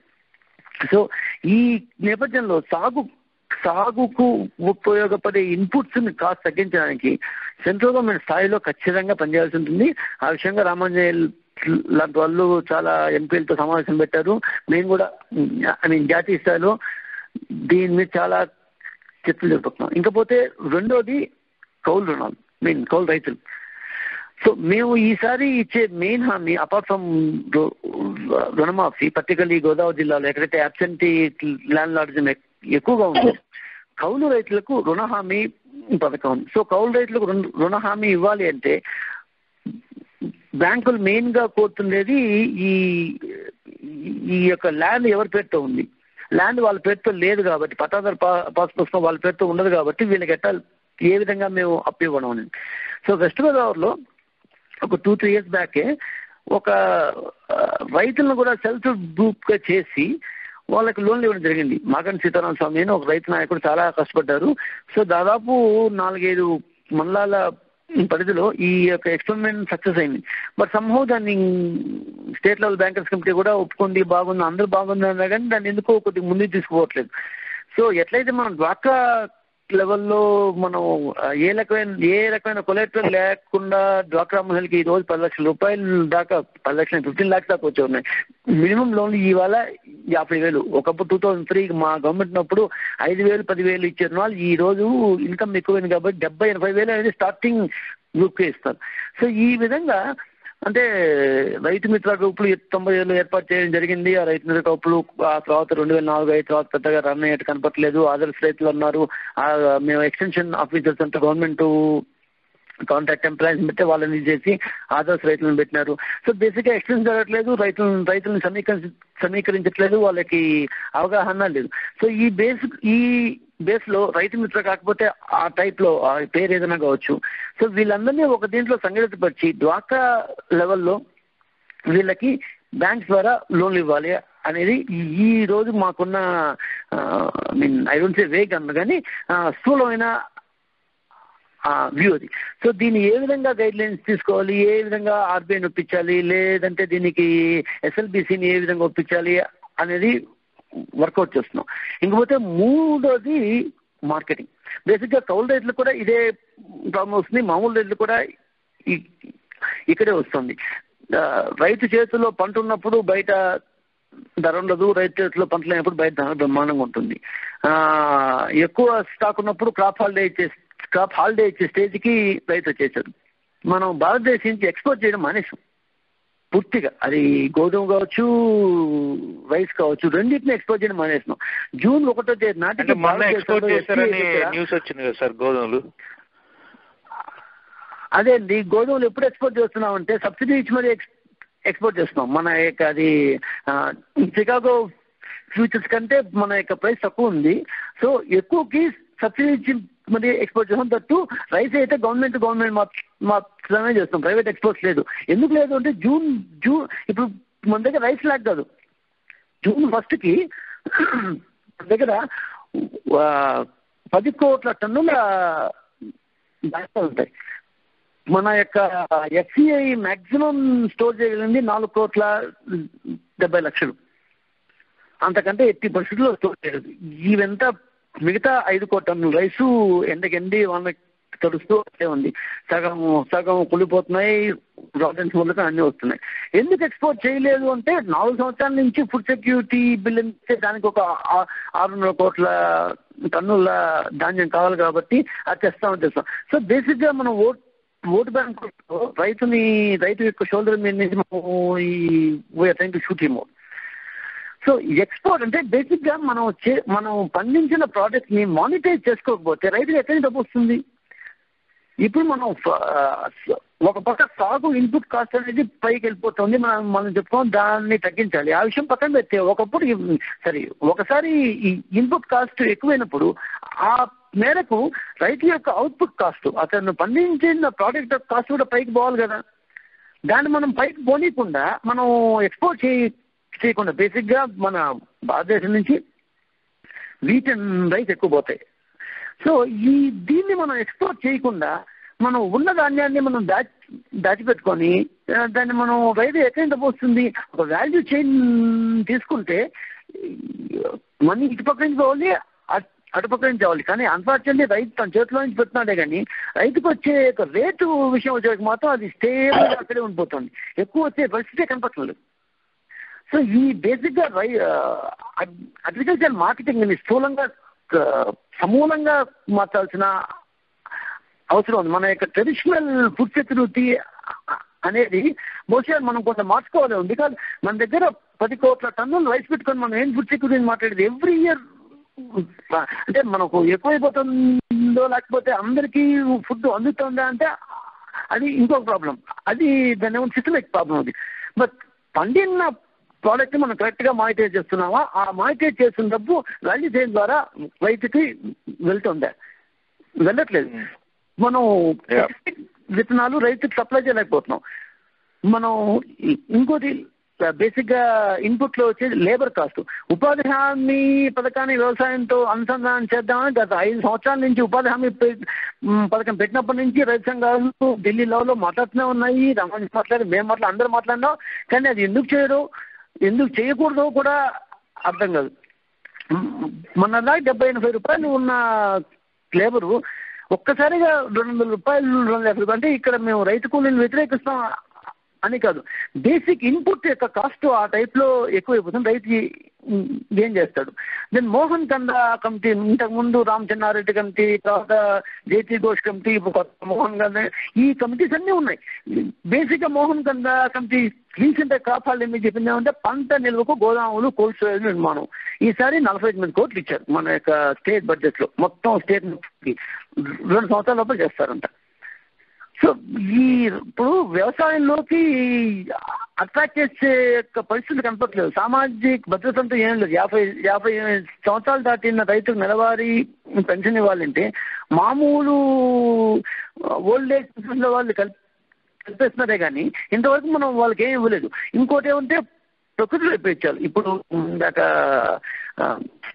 చెప్పాను 458 కోట్లు ఇచ్చాను, అది నార్మల్ పని. వాటిలో ఆస్కింగ్ ఇవాళ తుఫాన్ వస్తే రేపో ఎల్లుండో మన్నాడు ఒక నెల లోపల అతను కానీ అతను లాస్ పే చేయగలిగి అతనికి కానీ కాంపెన్సేషన్ అందితే అతను ఏమన్నా నెక్స్ట్ పంట పోకూడదు. లేకుండా సంవత్సరం తర్వాత 2 సంవత్సరాల తర్వాత ఎప్పుడో సెంట్రల్ గవర్నమెంట్ బృందం వస్తుంది, వాళ్ళు వచ్చిన తర్వాత చేద్దాము అంటే. సో మేమేమన్నాం అంటే కనీసం 50 crores ఒక ప్రకృతి వైపు ఇచ్చి రివాల్వింగ్ ఫండ్ పెట్టండి. రాగానే ఏమంటారు ఈ ఫెస్టివల్స్ కానీ ఏమన్నా వస్తే ఇమీడియట్ గా రైతు సహాయం చేయండి. మీకు పై నుంచి మన సెంట్రల్ నుంచి ఫండ్ వచ్చినప్పుడు దాంట్లో మీరు దాన్ని జమ వేసుకొని సో మీరు రివాల్వింగ్ ఫండ్ మారి పెట్టండి. ఇట్లా అండ్ ధరల స్థిరీకరణ ఇది. ఇప్పుడు పైకి పోతున్నాయి, రేట్లు వస్తున్నాయి, మార్కెట్ వచ్చేసి మామూలుగా ఉంటాయి. అది షుగర్ ఏం కావచ్చు, ఇంకోటి కావచ్చు. వరల్డ్ లో ఉన్న రకరకాల సీజన్స్ బేస్ గా ఎక్కడైతే పంట ఎక్కువ వస్తుందో తక్కువ వస్తుందో ఆ బేస్ గా వస్తుంది. So fluctuations common. ఆ ఫ్లక్చుయేషన్ వచ్చేమో మన రైతుకి ఏ విధంగా సహాయపడుతున్నాం. సో ఇంత వైడ్ డొమైన్ లో ఇష్యూస్ ని అడ్రస్ చేయకుండా మనం వ్యవసాయ బడ్జెట్ అంటూ ఒక 4-5 డిపార్ట్మెంట్లు అన్నింటినీ ఒక కాగితం మీద రాసేస్తే obviously it will not solve the problem. In fact, ఆ 25,000 కోట్లు 14,000 కోట్లు కేవలం జలయజ్ఞం సంబంధించింది. ఎంత బాగా తెలుస్తుంది జలయజ్ఞం అందరికీ తెలుసు. ఇప్పుడు అంటే భారతదేశంలో వ్యవసాయము అనగానే మనం చూడాల్సింది దాదాపు 80-90% మంది చిన్న సన్నకారు రైతులు కాబట్టి, చిన్న కమతాల వ్యవసాయం కాబట్టి దానికి అనుకూలంగా ఉండాల్సిన అవసరం అయితే ఉన్నదండి. అది లేకుండా ఎప్పుడైతే మోడర్న్ టెక్నాలజీ పేరుతో కానీ, లేకపోతే పెద్ద పెద్ద మెషినరీస్తో చేసే టెక్నాలజీ అన్న పేరుతో కానీ, అట్లాగే ఎక్స్పోర్ట్ ఓరియంటెడ్ అన్న దాంతో కానీ ఇవన్నీ ఏవైతే చేస్తున్నారో ఇవన్నీ కూడా వ్యవసాయాన్ని ఇంకా దెబ్బతీసేదేనండి. ఎందుకంటే ప్రపంచవ్యాప్తంగా మనం చూస్తూనే ఉన్నాం, ఈరోజు వ్యవసాయ రంగం ఏమీ లాభాలతో నడుస్తున్న పరిస్థితుల్లో లేదు. అదంతా కేవలం సబ్సిడీల మీద నడుస్తున్నది. అమెరికాలో కానీ మీరు ఏ దేశం తీసుకున్నా కానీ ఇది ప్రధానమైన అంశం. కాబట్టి మన చిన్న సన్నకారు రైతుల వ్యవసాయాన్ని లాభోపేతం చేస్తూ ముందుకు వెళ్ళే దిశగా ప్రణాళిక ఉండాలి. దానికి అనుకూలంగా బడ్జెట్లు ఉండాల్సి అయితే ఉన్నదండి. అది లేకుండా మిగతా ప్రయత్నాలన్నీ కూడా అక్కడక్కడ టింకరింగ్ చేయటమే అవుతుంది. ఆ టింకరింగ్ లో ఏమవుతున్నదంటే ఎక్కువ డబ్బులన్నీ కూడా కొంతమందికి ఉపయోగపడే విధంగా, వాళ్ళకి లాభపడే విధంగా ఉంటాయి తప్పితే మిగతా వాళ్ళందరికీ ఉపయోగపడే విధంగా ఉండవు. ఇందాక చెప్పిన ఉదాహరణలు, విజయ్ కుమార్ గారు చెప్పిన ఉదాహరణలో 2-3 విషయాలు చెప్తానండి. ఎక్స్పోర్ట్స్ విషయానికి వచ్చామనుకోండి, ధాన్యం ఎక్స్పోర్ట్ చేయడానికి అనుమతులు ఇవ్వాలి అన్నది పోయిన 2-3 సంవత్సరాల నుంచి కూడా కొంతమంది కోరుతూ ఉన్నారు. నిజానికి చూస్తే సమస్య ఏంటంటే మనకి ఎంత ధాన్యం పండించాలి అన్న దాన్ని బట్టి ప్రణాళిక ఉండి అంత మాత్రమే పండించాల్సిన అవసరం అయితే ఉన్నది. లేకపోతే ఏమవుతుందంటే చాలా మంది వాడుకోవాల్సిన నీళ్ళని కొంతమంది మాత్రమే పండించుకోవడానికి వాడుకొని దానంతా ఎక్స్పోర్ట్ చేస్తే మిగతా వాళ్ళందరినీ కూడా డిప్రైవింగ్ ఆఫ్ వాటర్. అంటే ఈ రోజు ఏదైతే వాటర్ క్రైసిస్ మనం ఎదుర్కొంటూ ఉన్నామో, ఎక్కువ విస్తీర్ణంలో వరి పెరగటంతో వస్తున్న సమస్య అది. దాన్ని నియంత్రించడానికి ప్రభుత్వం సరైన ప్రణాళిక చేసి ఎంత విస్తీర్ణంలో వరి వేసుకోవాలి అనే సరైన సలహా ఇవ్వగలిగిన విస్తరణ వ్యవస్థను బలోపేతం చేసి మిగిలిన పంటలకు కూడా సరైన ధర ఇచ్చి సమస్య పరిష్కరించాలి. కానీ ఎక్స్పోర్ట్ మార్కెట్ ఈ సమస్యకు పరిష్కరించాలి. ఎందుకంటే ఎప్పుడు కూడా ఎక్స్పోర్ట్స్ లో ట్రేడర్స్ లాభపడతారు, కొన్ని పంటల పండించే వాళ్ళు లాభపడతారు. దానివల్ల కొన్ని ప్రాంతాలు మాత్రం బాగుపడతాయి తప్పితే మిగతా వాళ్ళందరూ కూడా చాలా విపరీతంగా నష్టపోయే పరిస్థితి ఉంటుందండి. రెండో విషయానికి వస్తే ఎన్ఆర్ఈజీఏ గురించి కూడా ఇందాక విజయ్ కుమార్ గారు అన్నారు. ఎన్ఆర్ఈజీఏని వ్యవసాయ రంగానికి అనుసంధానం చేయాలి అన్నది అది చాలా నష్టదాయకం అవుతుంది. ఎందుకంటే కూలీలు చాలా సంవత్సరాలు పోరాటం చేసి వాళ్ళ హక్కుగా తెచ్చుకున్న హక్కు అండి ఇది ఉపాధి హామీ అన్నది. వ్యవసాయంలో కూలీ ధర పెరగటము వాస్తవమైన విషయము, దాన్ని వేరే రకంగా అడ్రస్ చేయాల్సిన అవసరం ఉన్నది. ఉపాధి హామీని వ్యవసాయ రంగానికి అనుసంధానం చేస్తే ఈరోజు కూలీలకు ఏదైతే హక్కుగా ఉందో అది రేపు రైతుల హక్కుగా మారుతుంది. రైతు ఎప్పుడు కావాలనుకుంటే అప్పుడు కూలీ చేయడానికి వెళ్లాల్సిన పరిస్థితి వస్తుంది తప్పితే ఈరోజు ఉపాధి హామీలో ఏదైతే కూలీకి ఎప్పుడు ఉపాధి కావాలి అనుకుంటే అప్పుడు ఇవ్వాల్సిన అవసరం ఏదైతే ఉందో ఇది పోతుంది. అందుకని ఉపాధి హామీని వ్యవసాయ రంగానికి అనుసంధానం చేయటం కాకుండా వ్యవసాయ రంగంలో కూలీ రేటు పెరుగుతున్న సమస్య పెరుగుతోంది కాబట్టి కూలీ రేటు సబ్సిడైజ్ చేసే విధంగా ప్రభుత్వం కొత్త విధానం రూపొందించాల్సిన అవసరం ఉంది తప్పితే ఇది కాదు. ఇది ప్రధానమైన అంశం ఉంది. ఎందుకంటే ప్రస్తుతం ఉన్న ఉపాధి హామీ పథకానికి అనుసంధానం చేయకూడదు, అది చెప్తున్నది. అంటే ఉపాధి హామీ పథకానికి అనుసంధానం చేయటం కాకుండా పెరుగుతున్న వ్యవసాయ కూలీ ఏదైతే ఉందో దాన్ని సబ్సిడైజ్ చేసే విధానం ఉండాలి. అది వేరే విషయం పూర్తిగా. ఎందుకంటే 2 విషయాలు ఉన్నాయి ప్రధానంగా. ఒకటి ఏంటంటే ఉపాధి హామీలో ఇస్తున్నది అది అన్స్కిల్డ్ వర్క్ కి ఇచ్చే వేజెస్ అండి. 143 రూపీస్ ఏదైతే ఇస్తున్నారో అది అన్స్కిల్డ్ వర్క్ కి ఇచ్చేది. వ్యవసాయంలో పనిచేసేది స్కిల్డ్ వర్క్. సుప్రీంకోర్టు కూడా గుర్తించింది స్కిల్డ్ వర్క్ అన్నది. అయితే సమస్య అంతా ఎక్కడ ఉందంటే వ్యవసాయంలో కూలీకి 200-300 రూపాయలు ఇస్తే రైతుకు గిట్టుబాటు కాని పరిస్థితి ఈరోజు ధరలు తక్కువగా ఉండటం వల్ల మిగిలిన పెట్టుబడులు పెరగటం వలన వచ్చింది. ఆ రెండింటినీ నియంత్రణ చేసే పరిస్థితి ప్రభుత్వం తీసుకురావాల్సిన వస్తుంది. ఆ రెండింటిని మార్పు తీసుకురావాల్సిన అవసరం ఉంది తప్పితే ఉపాధి హామీ పథకాన్ని మాత్రం వ్యవసాయ రంగానికి అనుసంధానం చేయకూడదు. ఇది ఒక అంశం. అయితే అంటే వీటన్నిటికీ ప్రధానమైన కారణం ఏంటంటే ఈ మొత్తము మనం ఇందాక దాకా మాట్లాడుకున్న విషయాలన్నింటిలోనూ ప్రధానమైన సమస్య ఏంటంటే చిన్న సన్నకారు రైతులు వ్యవసాయ రంగంలో ఉండటం వల్లనే భారతదేశ వ్యవసాయ రంగం సంక్షోభంలో ఉంది. వీళ్ళందరినీ వ్యవసాయంలో నుంచి వేరే రంగాలకు మార్చాలి అని ఏదైతే ఉందో అది ఇంతకుముందున్న ప్రభుత్వాలు చేసినాయి, ఇప్పుడున్న ప్రభుత్వం కూడా అదే మాట్లాడుతుంది. ఇవి ఏదైతే ఉన్నాయో ఇది ప్రధానమైన సమస్య అండి. చిన్న సన్నకారు రైతుల వ్యవసాయాన్ని బలోపేతం చేసే దిశగా ప్రయత్నాలు చేయకుండా వీళ్ళని వ్యవసాయ రంగం నుంచి బయటికి మరలించాలి అనే ప్రయత్నం ఏదైతే ఉందో ప్రధానమైన సమస్య. అంటే ఇంతకుముందు తెలుగుదేశం చేసినప్పుడు కానీ లేకపోతే ఈ మధ్య చిదంబరం గారు ప్రకటించింది కానీ వ్యవసాయ రంగంలో వీళ్ళ సంఖ్య తగ్గించాలి అన్నది. అయితే వ్యవసాయ రంగం నుంచి వీళ్ళు మారకూడదు అని మేము అనట్లేదు. వ్యవసాయ రంగం నుంచి మైగ్రేషన్ ఏదైతే ఉంటుందో అది పాజిటివ్ మైగ్రేషన్ అవ్వాలి. మనలో చాలా మంది కూడా మన తండ్రులు కానీ తాతలు కానీ వ్యవసాయ రంగంలో ఉన్న వాళ్ళే, కానీ మనం బయటకు వచ్చాం. ఇట్లా పాజిటివ్ మైగ్రేషన్ ఎప్పుడు కూడా ఎంకరేజింగే. కాకపోతే ఇప్పుడున్న పరిస్థితి ఏంటంటే డిస్ట్రెస్ మైగ్రేషన్ ప్రోత్సహించే పరిస్థితికి వస్తుంది. వ్యవసాయం గిట్టుబాటు కాకపోవడం వల్ల దాంట్లో బతకలేక బయటకు వచ్చి కూలీలుగా మారుతున్న పరిస్థితి కనిపిస్తుంది. దీన్ని అడ్రస్ చేయాల్సిన అవసరం అయితే ఉన్నది. అంటే మీరు గత నేషనల్ శాంపుల్ సర్వే డేటా చూస్తే 2004-2007 మధ్యలో ఏదైతే 55 మిలియన్ ఉద్యోగాలు క్రియేట్ చేస్తామని ప్రభుత్వం లక్ష్యంగా పెట్టుకుందో దాంట్లో 2 మిలియన్ ఉద్యోగాలు మాత్రమే క్రియేట్ చేస్తుంది. కాబట్టి మిగిలిన అంతా కూడా ఉద్యోగాలు లేక ఉన్న పరిస్థితుల్లోనే ఉన్నది. అంటే ఆ నేపథ్యంలో చూస్తే చిన్న సన్నకారు రైతుల వ్యవసాయాన్ని ప్రోత్సహించే దిశగా విధానాలు ఉండాల్సిన అవసరం అయితే ఉన్నది. అయితే ప్రభుత్వం చేసిన పెట్టుబడులన్నీ కూడా పెద్ద కమతాల వ్యవసాయము, ఆధునిక వ్యవసాయం పేరుతో తీసుకొస్తున్న విధ్వంసకరమైన టెక్నాలజీస్ ఏవైతే ఉన్నాయో వాటి మీద ఎక్కువ పెడుతున్నారు. అంటే మీరు ఏ పథకం చూసినా సరే, ఇప్పుడు రాష్ట్రీయ కృషి వికాస్ యోజన లాంటి ప్రోగ్రాంలో కేంద్ర ప్రభుత్వం 9,000 కోట్ల రూపాయలు ఖర్చు పెడితే దాంట్లో సగానికి పైగా కంపెనీలకు సబ్సిడీ రూపంలో వెళ్ళిపోతుంది. అలాగే ఎరువుల సబ్సిడీలు తీసుకుంటే ఎక్కువ, దాదాపు ఈరోజు భారతదేశంలో 1,20,000 కోట్ల రూపాయలు ఎరువుల సబ్సిడీ ఇస్తున్నారు. అదంతా కూడా కంపెనీలకు వెళుతున్న పరిస్థితి ఉంది. ఇది బ్యాక్గ్రౌండ్ అండి. అంటే చిన్న సన్నకారు రైతుల వ్యవసాయాన్ని బలోపేతం చేసే దిశగా వ్యవసాయంలో పెట్టుబడి పెట్టగలిగితే వ్యవసాయ రంగం బాగుపడుతుంది. లేకపోతే సమస్య ఇంకా తీవ్రమవుతుంది. ఇప్పుడు విదేశాలలో వ్యవసాయ రంగంలో ఏదైతే సమస్యలు ఉన్నాయో అదే సమస్యలకు మనం కూడా కూరుకుపోతాం. ఇంకొక సమస్య, ప్రధానమైన సమస్య మనకి నీటిపారుదల కానీ లేకపోతే భూగర్భ జలాలు కానీ అడుగంటిపోవటం ఒకటి జరుగుతుంది మనకి. అంటే దీనికి లాంగ్ టర్మ్ సొల్యూషన్ ఎట్లా చూడొచ్చు అంటారు? అన్ని దేశాల మధ్యలో తీసుకుంటే భూగర్భ జలాలు అత్యధికంగా అడుగంటిపోతున్నది భారతదేశంలోనే. ప్రధానమైన కారణం ఏంటంటే వాటర్ ఇంటెన్సివ్ క్రాప్స్ కి లభిస్తున్న ప్రోత్సాహము మిగిలిన పంటలకి లభించట్లేదు. వరి కానీ, పత్తి కానీ, ఇట్లాంటి చెరుకు కానీ వీటికి లభిస్తున్న ప్రోత్సాహము పంటలకి ధరలు కొన్ని పంటలకు మాత్రమే వస్తాయండి. సహకారము కొన్ని పంటలకు మాత్రమే వస్తాయి. మిగిలిన వాటన్నిటికీ సహకారం లేకపోవడం వలన వేసుకుంటున్న తప్పితే, లేకపోతే ఆంధ్రప్రదేశ్లో ఈరోజు 50% విస్తీర్ణంలో వరి వేయాల్సిన అవసరం లేదండి. అంత మన రాష్ట్ర అవసరాలకి కానీ దేశ అవసరాలకు కానీ అంత అవసరం లేదనుకోండి. అది తగ్గించాల్సిన అవసరం ఉన్నది. అది తగ్గించుకోగలిగితే ఆ నీళ్లు మిగతా పంటలకి చాలా వాడుకోవచ్చు.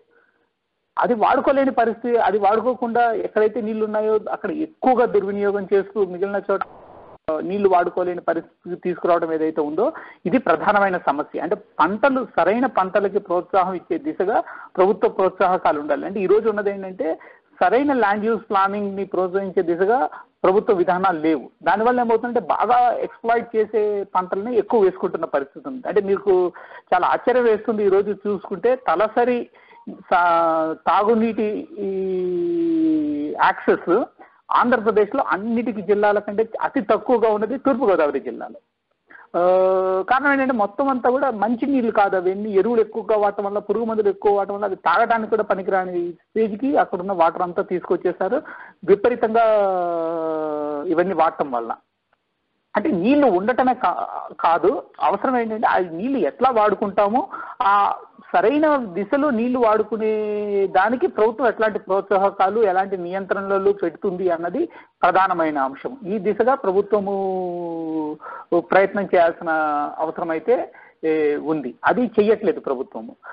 ఎంతసేపు ఏంటంటే ప్రాంతాల మధ్యలో వ్యత్యాసాలలాగా చూస్తాం. ఇప్పుడు మొత్తం నీటి గురించి ఇంత గొడవ జరగడానికి, రాష్ట్రాల మధ్యలో కానీ ప్రాంతాల మధ్యలో కానీ గొడవ జరగడానికి కూడా ఇదే ప్రధానమైన కారణం.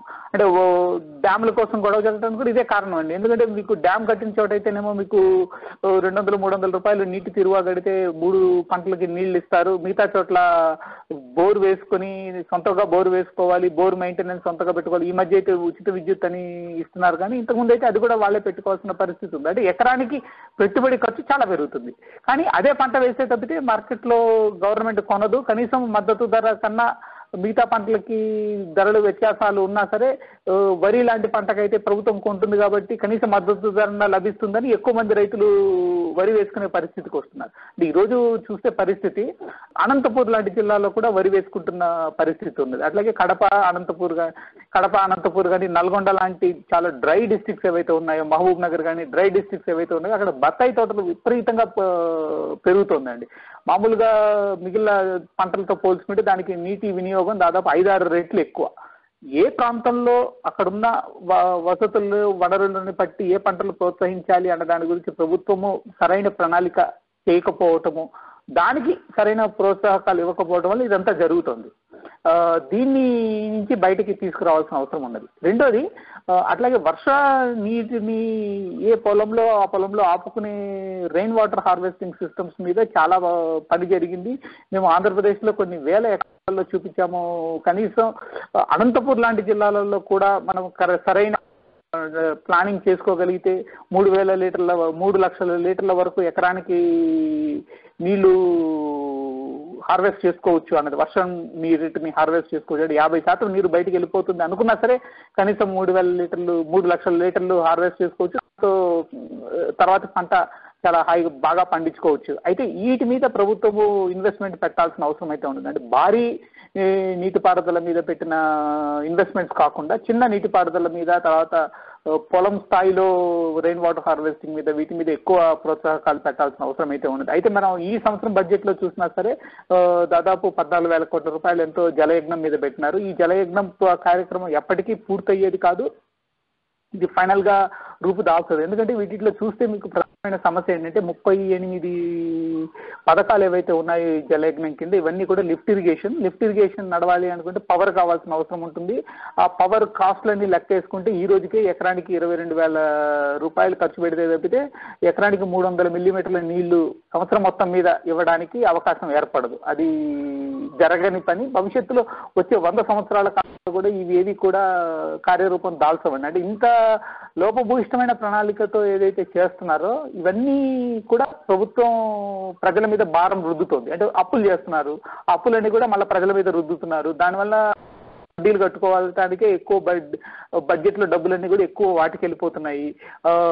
మిగిలిన అవసరమైన రంగాల మీద కానీ పెట్టుబడి పెట్టడానికి ప్రభుత్వం వైపు నుంచి ఉండదు. అంటే ఇదంతా ఒక విషియస్ సైకిల్ గా తయారవుతుంది. అంటే ప్రభుత్వాలు ఏవైతే కొంతమందికి లబ్ధి చేకూర్చే లాంటి పథకాలు ప్రవేశపెట్టడం కానీ, పాపులిస్టిక్ పేరుతో తీసుకొచ్చే కొన్ని పథకాలు కానీ ప్రజల మీద చాలా తీవ్రమైన ప్రభావం చూపిస్తున్నాయి. ప్రభుత్వం వీటి నుంచి బయటకు వచ్చి, అందుకే మొదట నేను చెప్పింది ఏంటంటే వ్యవసాయ ప్రణాళిక ఎలా ఉండాలి, అంటే మన రాష్ట్రంలో ఉన్న రైతుల పరిస్థితి ఏంటి, మనకున్న వనరులు ఏంటి, దాన్ని అభివృద్ధి చేయాలి అంటే ఏం చేయాలి అన్న దాని గురించి ఒక లాంగ్ టర్మ్ ప్లాన్ అయితే ఖచ్చితంగా రాజకీయ పార్టీలు చేయాల్సిన అవసరం ఉన్నది. దాని ఆధారంగా చేయాలి తప్పితే ఇట్లాగా చేసుకుంటే మాత్రము బాగుపడడం చాలా కష్టం. మీరు కరెక్ట్ గా చెప్పారండి. నేను విజయ్ కుమార్ గారిని దాని గురించి అడుగుదాం అనుకుంటున్నాను. ఎందుకంటే ఇప్పుడు రామాంజనేయులు గారు ఒక సైంటిస్ట్, అగ్రికల్చరల్ సైంటిస్ట్. తర్వాత ఇట్లా రామాంజనేయులు గారు చక్కగా చెప్పినట్టు ఇంకా వేరే సైంటిస్టులను అడిగినా వాళ్ళు కూడా అటు ఇటుగా అట్లా చెప్పొచ్చు. కాకపోతే మనకి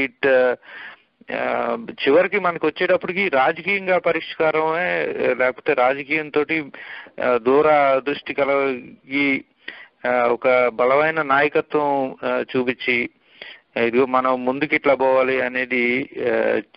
మరి అలాంటి పరిస్థితుల్లో రేపొద్దున తెలుగుదేశం పార్టీ అధికారంలోకి వస్తే కనుక మీరు రైతులకి ఎట్లా వాళ్ళ వెన్నుదన్నుగా నిలవబోతున్నారు, అదొకటి. ఇంకొక పరిస్థితి, ఇప్పుడున్న పరిస్థితి ఏంటంటే ఒకరోజు ఇప్పుడు మనకి ధరలు పెరిగితే కనుక కొంచెం రైతుకి ఏమైనా లాభం వస్తుంది అనుకుంటే ధరలు పెరిగితేనే వాళ్ళకి లాభం వస్తుంది. మరి ధరలు పెరిగితే వెంటనే వినియోగదారులకి కోపం వస్తుంది, మళ్ళీ వాళ్ళకి కోపం వచ్చిందంటే వాళ్ళు ఓట్లేరు. అలాగే ధరలు తగ్గినాయి అంటే రైతులు ఓట్లేసే పరిస్థితి లేదు. కాకపోతే ఇప్పుడు లీడర్షిప్ చూపెట్టాల్సిన అవసరం ఉంది కదా ఇలాంటి పరిస్థితుల్లో. దీని గురించి కొంచెం చెప్పండి. సో ఫస్ట్ అయితే 2004లో అధికారం రైతులు కోపం వచ్చిపోయింది అనేది కేవలం రాజకీయంగా పార్టీల మధ్య ఉన్న విభేదాలతో ఇంకో పార్టీ అన్నాం, దాన్ని మనం పరిగణలో తీసుకోవట్లేదు. ఎందుకంటే మీరు 2000లోకి వెళ్తే ఒకసారి ఫ్లాష్ బ్యాక్లోకి 2000 నుంచి దాదాపు 2004 దాకా వరుసగా 4 సంవత్సరాలు కరువు ఉంది. మనం దాదాపు 50 సంవత్సరాల్లో అంత కరువు ఎప్పుడు రాలేదు. మనం 4 సంవత్సరాలు వరుస కరువు ఉంది, వర్షాలు లేవు.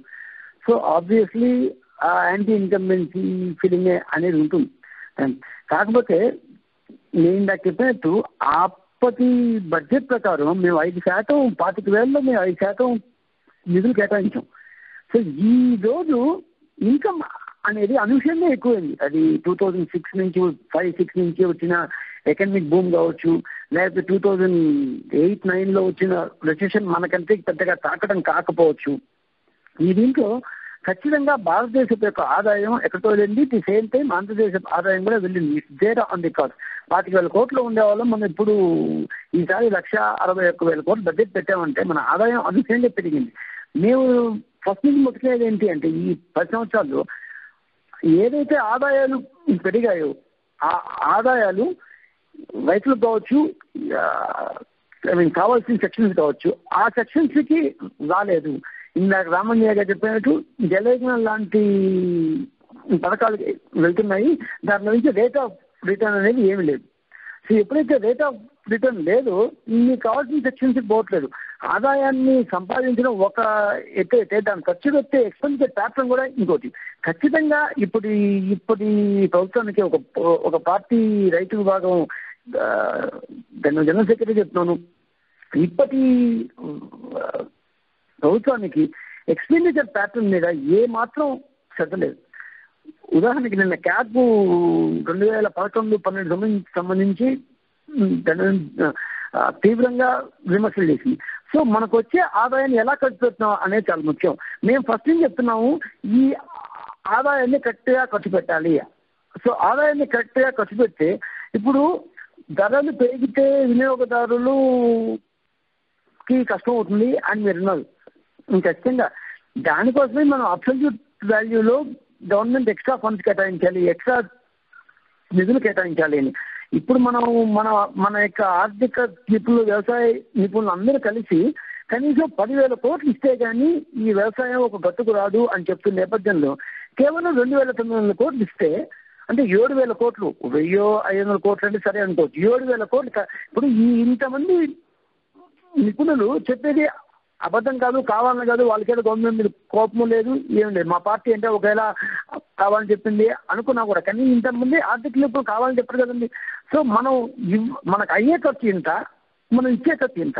సో దీని మధ్యలో ఇంత గ్యాప్ ఉంది. ఇంత గ్యాప్ ఉన్నప్పుడు ఆకలితో చావడం అనేది మామూలే, దాంట్లో మనం ఆశ్చర్యపాల్సిన ఇది కూడా లేదు. ఇంకొకటి ఏమంటే మా పార్టీ యొక్క తరఫున మేము ఉపాధి హామీని అనుసంధానిస్తాము అని చెప్పాం. ఖచ్చితంగా ఇందాక రామాంజనేయులు గారు మాట్లాడుతూ ఉపాధి హామీ అనేది నష్టం తెస్తుంది అన్నారు. కాకపోతే ఇక్కడ మేము ఎవ్వరూ కూలీలకు వ్యతిరేకం కానే కాదు. మహాత్ముడు ఆశయ గ్రామ స్వరాజ్య సాధనలో ప్రభుత్వం ఈ యొక్క పథకానికి అది గ్రామ స్వరాజ్య దిశగా పయనిస్తే మేము హర్షిస్తాం, అభినందిస్తాం, అందరూ హ్యాపీనే. కానీ వాస్తవం అలా లేదు. దారిద్ర్య రేఖకు దిగువ ఉన్న వారికి పనులు కల్పించడం వల్ల గ్రామీణ ప్రజలు కొనుగోలు కొంతవరకు పెంపొందించడంలో, వలసలు తగ్గించడంలో ఈ పథకం సక్సెస్ని గ్రామీణ చేతిలో నిశ్చయంగా 4 డబ్బులు ఆడుతున్నాయి. కానీ ఇంకొక పక్షంలో చూస్తే అదే సమయంలో రైతులు కూలీలుగా మార్చే క్రమం కూడా వేగవంతం అవుతుంది. బహుశా రామాంజనేయులు గారు కూడా లాస్ట్ టైము క్రాప్ హాలిడే ఇచ్చిన తూర్పుగోదావరి, బెండమూరు లంక ప్రాంతాల్లో వెళ్ళుంటారు. మేము అఖిలపక్షం తరఫున 4 సార్లు అక్కడికి వెళ్ళినప్పుడు మా అందరికీ జాబ్ కార్డు ఇప్పించండి, ఉపాధి హామీ కూలీగానే బతుకుతాం, వ్యవసాయం అంటే ఇదేనేమని చెప్పిన రైతులు కొన్ని 100 మంది ఉన్నారు. సో అదేవిధంగా అనంతపురంలో ఈ మధ్య ఒక 1 month బ్యాక్ వెళ్ళినప్పుడు చాలా మంది రైతులు ఈ యొక్క వ్యవసాయ పందినాలు 100 నుంచి 200 రోజులు చేయండి అని డిమాండ్ చేశారు. ఈ 2 విషయాలు జోడిస్తే ఏమంటే సంవత్సరం పొడుగున్న శాశ్వత ప్రాతిపదికన అందరూ కూలీలుగా మారే క్రమం మాత్రం ఎక్కువైంది.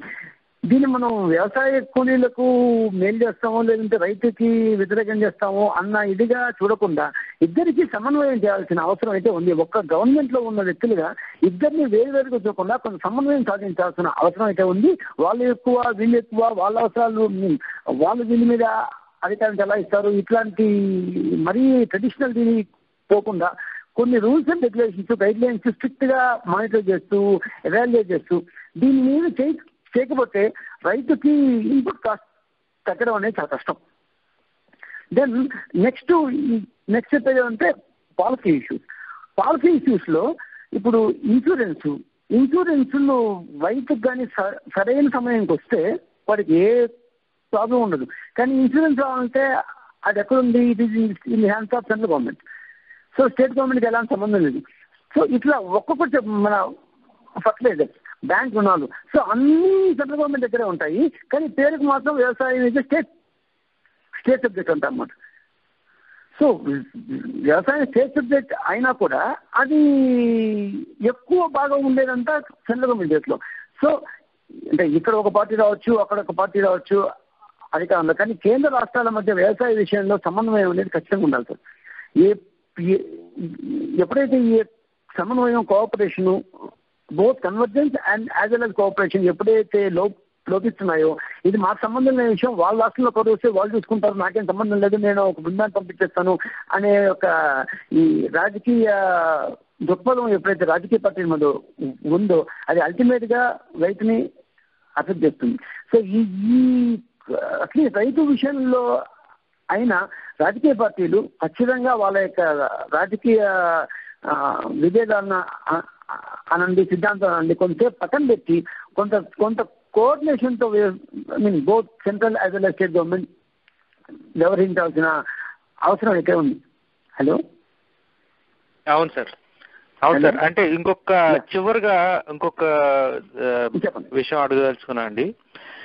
మీరు ఇప్పుడు సెంట్రల్ గవర్నమెంట్, స్టేట్ గవర్నమెంట్ కలిసి పనిచేయాల్సిన అవసరం ఉందన్నారు. అలాగే ఇప్పుడు మన ప్రస్తుత పరిస్థితి తీసుకుంటే కనుక 90% వరకు, అంటే నేను జస్ట్ ఒక నెంబర్ చెప్తున్నా, 90% వరకు కూడా సెంట్రల్ గవర్నమెంట్ చేతిలోనే ఉన్నది అనేది వ్యవసాయంలో పాలసీ అనేది 90% వరకు సెంట్రల్ గవర్నమెంట్ చేతిలో ఉన్న. ఇప్పుడు సబ్సిడీ రేట్లు కానీ, ఎక్స్పోర్ట్ ఇవి కానీ, లేకపోతే ఇవన్నీ కూడా వాళ్ళు ఏం చెప్తే అది చేయాల్సి వస్తుంది. మరి అలాంటప్పుడు మరి స్టేట్ గవర్నమెంట్ చేతిలో ఉండేది సారీ అంటే ఇప్పుడు మరి చంద్రబాబు నాయుడు గారు ఇస్తున్న హామీలన్నీ కూడా స్టేట్ నెరవేర్చే పరిస్థితి ఉందంటారా, లేకపోతే మళ్ళీ సెంట్రల్ గవర్నమెంట్ ఏదో చేస్తుందని ఊహించి చెప్తున్న విషయాలు అవి? లేదు, మేము సెంట్రల్ గవర్నమెంట్ లో ఒక ఫ్రెండ్లీ గవర్నమెంట్ రావాలని ఒక రాజకీయ పార్టీగా మేము సహాయం కోరుకుంటాం కూడా. సో అది ఆ విషయం పక్కన పెడితే మేము ఇచ్చిన రుణమాఫీ పథకం మాత్రం సెంట్రల్ గవర్నమెంట్ ఏదో చేసేస్తుందో చేస్తే సంతోషమే. మేము ఇంకా ఇన్ఫాక్ట్ లాస్ట్ బడ్జెట్ వాళ్ళు ఇస్తారేమో అనుకున్నాము, కానీ వాళ్ళు ఇవ్వలేదు. ఇది అంత ఈజీ కాదు. స్టేట్ గవర్నమెంట్ కి ఇప్పుడు స్టేట్ గవర్నమెంట్ ఒక్కదే చేయాలి అంటే మొత్తం రుణమాఫీని మేమే భరించాలంటే అంత సులభమైన విషయం కాదు. బట్ స్టిల్ ఆదాయం ఎక్కువైన నేపథ్యంలో మా ఉద్దేశం ప్రకారం ఇది 2 లక్షల కోట్లు వితిన్ 2-3 సంవత్సరాల్లో దాటిపోతుంది. మా ఉద్దేశం ప్రకారం ఆదాయం ఎక్కువైన నేపథ్యంలో కనీసం 1 సంవత్సరంలో కాకపోయినా 2-3 సంవత్సరాల లోపల ఈ మొత్తం రుణమాఫీని మేము చేయగలము అనే మా యొక్క ఎక్స్పెక్టేషన్. ఇంకా నెక్స్ట్ ఇష్యూస్ లో ఈ మనీ ఇష్యూ పక్కన పెడితే పాలసీ లెవెల్ ఇష్యూస్ లో we're trying to fight to make agriculture into a concurrent subject between central and state.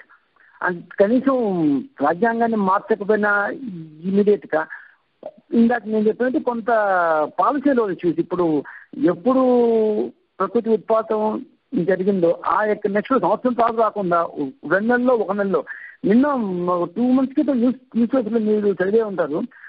కరువు సహాయం మహారాష్ట్రకు మాత్రం 900 కోట్లు పోయింది, రాష్ట్రానికి మాత్రం 100 కోట్లు కూడా రాలేదు. ఎందుకంటే మీ రాష్ట్రం నాకు అసలు ఇంతవరకు కరువు నివేదిక పంపలేదు అని శరద్ పవార్ చెప్పారు.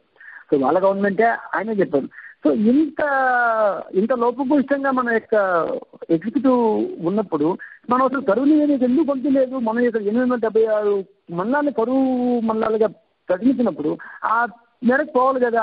ఇది ఎవరో సాక్షాత్తు కేంద్ర మంత్రి చెప్పింది, is there in black and white. So దీని మీద శ్రద్ధ లేదో, లేకపోతే ఎక్స్పెండిచర్ ప్యాటర్న్ లేదో, లేకపోతే ఆ దార్శనికత లేదో, ఏమంటారని అసమర్థత అంటారో, నిర్లక్ష్యం అంటాము, అవినీతి, అరాచకం, ఎన్ని పేర్లు పెట్టాం కానీ గొప్ప దార్శనికత అనేది మాత్రం బాగా కనిపిస్తుంది సార్. కొంత శ్రద్ధ పెట్టి చేస్తే మనకున్న ఈ రోజు వీళ్ళ ఇన్కమ్ ప్రకారమే తీసుకుంటే కూడా కనీసం ఈ యొక్క సంవత్సరం లాస్ట్ ఇయర్ లో 1,35,000 కోట్ల రూపాయలు నికర ఇన్కమ్ ఆంధ్రప్రదేశ్ గవర్నమెంట్కి వచ్చింది. దాంట్లో మనం 2,500 కోట్ల రూపాయలు 2,200 కోట్ల రూపాయలు జనవరి దాకా ఖర్చు పెట్టినాం. అంటే మనం 1% కూడా మనం వ్యవసాయానికి ఇవ్వలేకపోతున్నాం.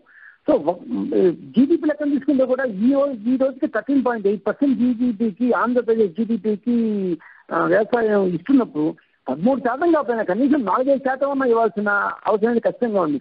సో బేసిక్గా 0.1 జీడిపి రాగానే చేయలేదు. ఒకటి రుణమాఫీ, అది కూడా స్టేట్ గవర్నమెంట్ కేవలం రాష్ట్ర ప్రభుత్వ డబ్బులతోనే. 2 absolute allocation of resources to the agriculture. అంటే ఇప్పుడున్న 2,900 కోట్ల నుంచి గణనీయంగా, అంటే అది మళ్ళా గణనీయం అంటే 400-500 కోట్లు కాదు, అందరూ చర్చించి గణనీయంగా కనీసం మేము ఇంతకు ముందు ఇచ్చిన 5%, మేము 2003-04 ఉన్నప్పుడు 5% ఇచ్చాం. అప్పటి 25,000 కోట్ల బడ్జెట్లో మేము 1,166 కోట్లు ఇచ్చాం. సో కనీసం 5% లెవెల్ కన్నా తీసుకోవాలని మా యొక్క ఉద్దేశం. ఇంకా నెక్స్ట్ సిస్టమిక్ ఇష్యూస్ అంటారా, అది కౌలు రైతులు కావచ్చు, పట్టాదారు పాస్బుక్ కావచ్చు, లేకపోతే ఈ డిఏపీని మళ్ళా దాన్ని కంట్రోల్ దీంట్లోకి కావచ్చు. All these are policy level issues that has to be fought at the central government level. So ఈ ఇష్యూస్ కూడా ఖచ్చితంగా మా గవర్నమెంట్ రాగానే అడ్రస్ చేయాలనుకున్నాం. బేసిక్గా 1 రుణమాఫీ, 2 absolute allocation of funds to అగ్రికల్చర్ని ఎక్కువ చేయడం. ఈ యొక్క 2 స్థూల బేస్ ప్రామిసెస్గా ఇస్తున్నామండి. అండ్ దీంట్లో ఉన్న రిమైనింగ్ దాని సబ్ కేటగిరీస్ అన్ని ఆ విధంగా అడ్రస్ చేస్తాయి. ఓకే, చాలా మంచిదండి. మీ ఇద్దరు కూడా చాలా సమయం వెచ్చించారు. అలాగే పద్మ గారు కూడా, యాక్చువల్లీ ముగ్గురు కూడా చాలా సమయం వెచ్చించారు మాతోటి, చాలా విషయాలు పంచుకున్నారు. సో దానికి ధన్యవాదాలు. విజయ్ కుమార్ గారు, మీకు ప్రత్యేకంగా దెబ్బతలుచుకుంది ఏంటంటే, చంద్రబాబు నాయుడు గారుని విజనరీ అంటారు చాలా మంది. సో ఒకవేళ మీరు కనుక అధికారంలో వస్తే షార్ట్ టర్మ్ కాకుండా లాంగ్ టర్మ్ విజన్ తోటి ఏమన్నా మన రైతులకి బెనిఫిట్ అయ్యేటట్టు చూడాలని కోరుకుంటున్నాను. రామాంజనేయులు గారు, చాలా థ్యాంక్స్ అండి, మీరు మాతో చాలా మంచి విషయాలు పంచుకున్నారు.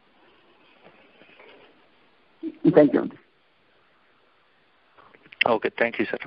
Okay, thank you.